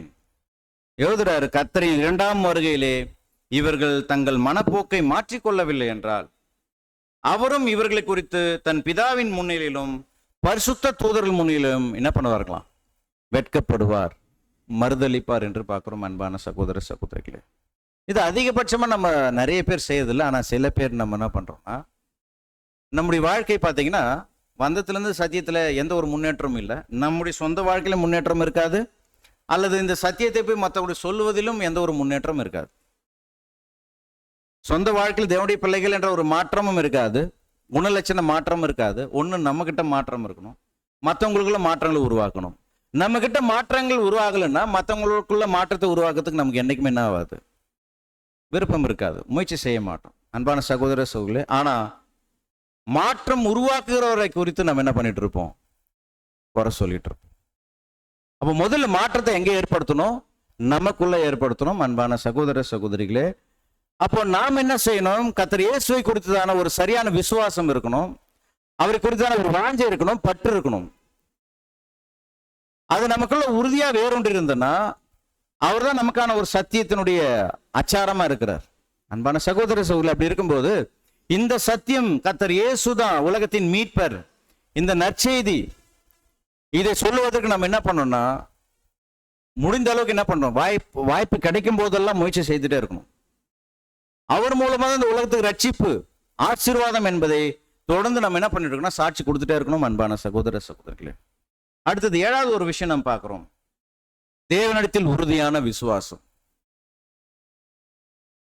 இது ஏன் சகோதரர் அப்படின்னா, நிறைய பேர்கிட்ட உறுதியான விசுவாசம் இருப்பதில்லை.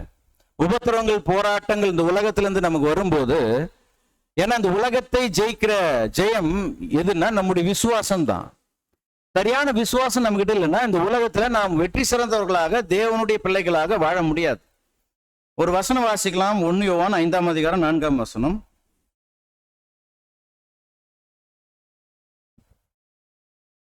தேவனால் பிறப்பதெல்லாம் உலகத்தை ஜெயிக்கும், நம்முடைய விசுவாசமே உலகத்தை ஜெயிக்கிற ஜெயம். நம்முடைய விசுவாசமே உலகத்தை ஜெயிக்கிற ஜெயம். தேவனால் பிறப்பதெல்லாம் உலகத்தை ஜெயிக்கும், நம்முடைய விசுவாசமே எதை ஜெயிக்குமா?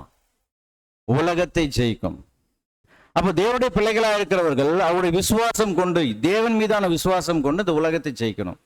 அப்ப இந்த உலகத்தை ஜெயிக்கணும்னா நம்ம நிறைய விஷயங்களை கொண்டு வரலாம், உலகத்தினுடைய அனைத்து காரியங்களையும் கொண்டு வரலாம்.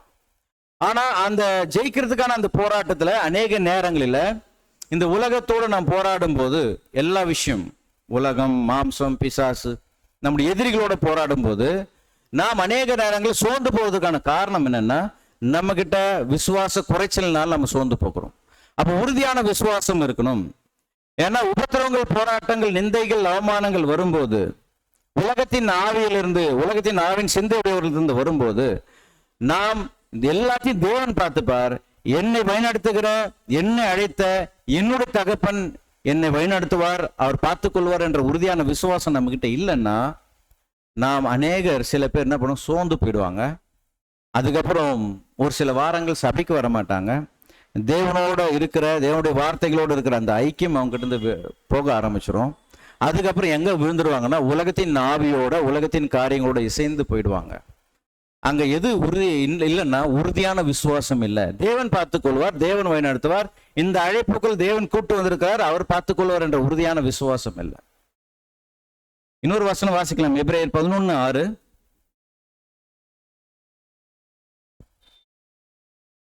விசுவாசம் இல்லாமல் தேவனுக்கு பிரியமாயிருப்பது கூடாத காரியம்.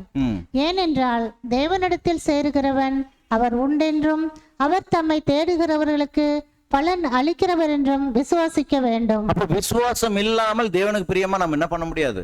வாழ முடியாது. அப்ப அடிப்படையில் தேவனை பிரியப்படுத்தணும் அப்படின்னா நாம் விசுவாசத்தோட அவர் உண்டென்று முதல்ல நாம் பார்த்தோம், அவர் உண்மையானவர், அவர் இருக்கிறார் என்று அவரிடத்தில் நாம் போய் சேரணும். அப்ப நம்முடைய அனைத்து காரியங்களையும் யார்கிட்ட ஒப்பு கொடுத்து நாம் கடந்து போகணும்னா தேவன்கிட்ட முழுவதுமாக சரண்டர் பண்ணிட்டு அர்ப்பணம் செய்துட்டு கடந்து போகணும். நாம் சுயபலத்துல அநேக நேரங்களில் போராடுறதுனால நாம் சில நேரங்களில் அதில் தோல்வி விடும்போது சோர்ந்து போய் தேவனை விட்டு வழி விலகி போக ஆரம்பிச்சிடும். அப்படி உறவிலிருந்து நம்ம என்ன பண்ணிக்கிறோம், வெளியே கொண்டு போக ஆரம்பிச்சிடும். அன்பான சகோதர சகோதரிகளே, ஏனென்றால் நாம் தரிசித்து நடவாமல் எப்படி நடந்துட்டு இருக்கிறோம், விசுவாசித்து நடக்கிறோம். அதான் 2 கொரிந்தியர் 4:18 தான் சொல்றாருங்க, நாம் தரிசித்து நடவாமல் விசுவாசித்து நடக்கிறோம். அப்படின்னா சகோதரர் இதுக்கு ஒரு போயம் மாதிரி ஒருத்தர் எழுதின ஒரு போயமை ஒரு கவிதையை மேற்கோள் காட்டுறார். என்ன கவிதை மேற்கோள் காட்டுறாருன்னா, திரளான ஜனங்களோட வெளிச்சத்தில் செல்வது எனக்கு விருப்பம் இல்லை, திரளான ஜனங்களோட வெளிச்சத்தில் செல்வது எனக்கு விருப்பம் இல்லை. அந்த விசுவாச வாழ்க்கையினுடைய அடிப்படை நீங்க பாத்தீங்கன்னா, அந்தகாரத்தில் நடந்தாலும் தேவனோடு நடப்பதையே விரும்புகிறேன். அந்தகாரத்தில் நடந்தாலும் நம்முடைய வாழ்க்கையில தேவனை பின்பற்றுவதன் மூலமாக தேவனுடைய பிள்ளைகளாக நாம் வாழும்போது நமக்கு அந்தகாரமான சூழ்நிலைகள் கர்த்தர் இயேசுவுக்கு வராதா, உபத்திரவத்தின் சூழ்நிலைகள், மேகம் போன்ற உபத்திரவங்கள் நம்ம சூழ்ந்தாலும், அந்தகாரமான சூழ்நிலை வந்தாலும், அதனால்தான் தாவீது பாடுறார், மரண இருளின் பள்ளத்தாக்கிலே நடந்தாலும் பொல்லாப்புக்கு பயப்படேன். அதுக்கு அடுத்த ஒரு வார்த்தை, தேவரீர் என்னோட கூட இருக்கிறீர். என்ன உச்சபட்சமான விசுவாசம்! அதான் கர்த்தர் இயேசு அவர் கெத்செமனே தோட்டத்துக்குள்ள அவர் போகும்போது அவர் என்ன பேசுறாருங்க, என்ன ஜெபம் பண்றாருங்க. அந்த கெத்செமனே தோட்டத்துக்கு போயிட்டு இருக்கும்போது அந்த யோவான்ல பேசிட்டே போறாரு இல்லைங்களா. அப்ப சொல்றாரு, நீங்கள் எல்லாரும் என்னை விட்டு ஓடி போனாலும் நான் தனித்திரேன், என் பிதா என்னோட கூட இருக்கிறார். என்ன மாதிரியான வார்த்தைகள் பாருங்க. தாவீது அங்க பாடுறார், மரண இருளின் பள்ளத்தாக்கில் நடந்தால் நான் பொல்லாப்புக்கு பயப்படேன், தேவரீர் என்னோட கூட இருக்கிறீர். அப்படின்னு என்ன அர்த்தம்? மரண இருளின் பள்ளத்தாக்குள்ள நடந்து போகிறதுக்கான சூழ்நிலைகள் இருக்கும், தேவன் கொண்டு போவார். நம்மளை அந்த மாதிரி சூழ்நிலைகளை கொண்டு போனாலும் நாம் என்ன பண்றக்கூடாது, அந்த வருகிற உபத்திரவங்கள், போராட்டங்கள், நிந்தைகள், அவமானங்கள் எல்லாத்தையும் பார்த்துட்டு நம்ம என்ன பண்றக்கூடாதுன்னா பயந்துடக்கூடாது. ஒரே ஒரு உறுதியான விசுவாசம் இருக்கணும், தேவர் என்னோட கூட இருக்கிறீர். நீங்கள் எல்லாரும் என்னை விட்டு ஓடி போனாலும் நான் தனித்திரேன், என் பிதா என்னோட கூட இருக்கிறார். அப்ப நமக்கு நம்ம அப்பா நம்மோட கூட இருக்கும்போது அந்த உறுதியான விசுவாசம் நம்ம என்ன பண்றக்கூடாதுன்னா விலகி போயிடக்கூடாது. அன்பான சகோதர சகோதரி, இப்ப கடைசியா பார்க்கலாம் 8வது பாயிண்ட் என்ன சொல்றாருன்னா, சோ இந்த மாதிரி உறுதியான விசுவாசம் யார்கிட்ட இருக்கோ அவங்க தேவ ஆவினால் வழிநடத்தப்படுகிறாங்க. அவங்க தேவனுடைய பிள்ளைகள் என்பதற்கு அது அடையாளமா இருக்கு என்று பார்க்கணும். அடுத்து 8வது, இந்த பரிசாவி கொடுத்ததனுடைய நோக்கம், தேவனுடைய வல்லமை கொடுக்கப்பட்டதனுடைய நோக்கம் என்ன? தேவன் ஏன் தன்னுடைய வல்லமையை நமக்கு கொடுத்து நம்மை அவருடைய பிள்ளைகளாக ஏற்றுக்கொண்டு வழிநடத்தி கொண்டிருக்கிறார் அப்படின்னா, மிக முக்கியமான ஒரு நோக்கம் கிறிஸ்துவின் குணலட்சணங்களை தொடர்ச்சியாக வளர்த்தெடுத்தல். கிறிஸ்துவின் குணலட்சணங்களை தொடர்ச்சியாக வளர்த்தெடுத்தல். இதில் நல்லா கவனிக்கணும். 2 பேதுரு 1:5-11 வசனம் வாசிக்கலாம். இப்படி இருக்க நீங்கள் அதிக ஜாக்கிரதை உள்ளவர்களாய் உங்கள் விசுவாசத்தோட தைரியத்தையும் தைரியத்தோட ஞானத்தையும். நமக்கு அடிப்படையில தேவன் எது எதிர்பார்க்கிறாருன்னா நம்ம கிட்ட விசுவாசம், உறுதியான விசுவாசம் இருக்கும், விசுவாசத்தோட தைரியம் இருக்கணும், தைரியத்தோட ஞானம் இருக்கணும், ஞானத்தோட இச்சை அடக்கம் இருக்கணும், இச்சை அடக்கத்தோட பொறுமை, அப்புறம் பொறுமையோட தேவ பக்தியையும், தேவ பக்தியோட சகோதர சிநேகத்தையும், சகோதர சிநேகத்தோட அன்பையும் கூட்டி வழங்குங்கள். அப்போ படிப்படியாக கிறிஸ்துவனுடைய குணலட்சணங்களை நம்முடைய வாழ்க்கையில தொடர்ச்சியாக என்ன பண்ணணும், வளர்த்தெடுக்கணும். அப்ப அதுல பரிபூர்ணம் அடையணும், இதுல முழுமை அடைய வேண்டும் என்றுதான் தேவன் எதிர்பார்க்கிறார். இந்த ஒரு எதிர்பார்ப்புக்காக தான் அது சகோதர யோதம் என்ன சொல்றாருன்னா, ஆவின் கனிகளான இந்த சாட்சியங்களை கிறிஸ்துவின் புது சிருஷ்டிகளாக போகிறவர்கள் ஒவ்வொருவரும் பெற்றிருக்கிறோமா என்று சோதித்தறீங்க. நாம் தெய்வீக அறிவிலே வளர்கிறோம் என்பதற்கு சாட்சி நாம் ஆவின் கனிகளை பெற்றிருப்பது. நாம அதிகமா தேவனுடைய அறிவில வளர்கிறோம், தெய்வீக அறிவில வளர்கிறோம் என்பதற்கான சாட்சி என்னன்னா நாம் ஆவின் கனிகளை என்ன பண்றோம், பெற்றிருக்கிறோம். இன்னும் சொல்ல போனா தேவன் யாருக்கு அதிக அதிக சத்தியங்களை கொடுப்பார்னா, யார் அதிக அதிகமாக தேவனுடைய குணலட்சணங்கள் தங்களுக்குள் வளர்த்தெடுக்கிறாங்களோ அவங்களுக்கு தேவன் அதிக அதிகமான சத்திய போஷாக்க கொடுப்பார். ஏன்னா அவங்க கிட்ட தான் அதிக கிரியைகள் இருக்கு. அவங்களுக்கு அதிக கிரியைகள் சத்தியத்தின் அடிப்படையில் காணப்படுது. அதுக்கேற்ற வாழ்க்கை காணப்படும் போது தேவன் என்ன எதிர்பார்க்கிறார்னா, அவர்களுக்கு இன்னும் அதிக அதிகமாக சத்தியங்கள் கொடுக்கும் போது அவர்கிட்ட அதிக அதிகமான அந்த குணலட்சணங்கள் மெருகேற்றப்படும் என்று தேவன் அதிக அதிகமா சத்திய அறிவில அவங்களை வழிநடத்துவார் என்று பார்க்கிறோம். அன்பான சகோதர சகோதரி, தொடர்ந்து அதே பாதையில பரிபூர்ண குணலட்சணங்களை நோக்கி நாம் நேராய் போகணும் அப்படின்னு சொல்லி சகோதரர் அங்கே எழுதுதை நாம் பார்க்கிறோம். அப்போ அடிப்படை, அதாவது தேவ ஆவி, பரிசுத்த ஆவி தேவன் கொடுத்தது நோக்கம் என்னன்னா, இந்த அடையாளங்கள் நம்ம கிட்ட காணப்படணும். ஆனா இந்த அடையாளங்கள் அப்படியே எதை நோக்கி நம்மளை கொண்டு போகணும்னா, கிறிஸ்துவின் குணலட்சணங்களை தொடர்ச்சியாக வளர்த்தெடுத்தல கொண்டு போகணும்.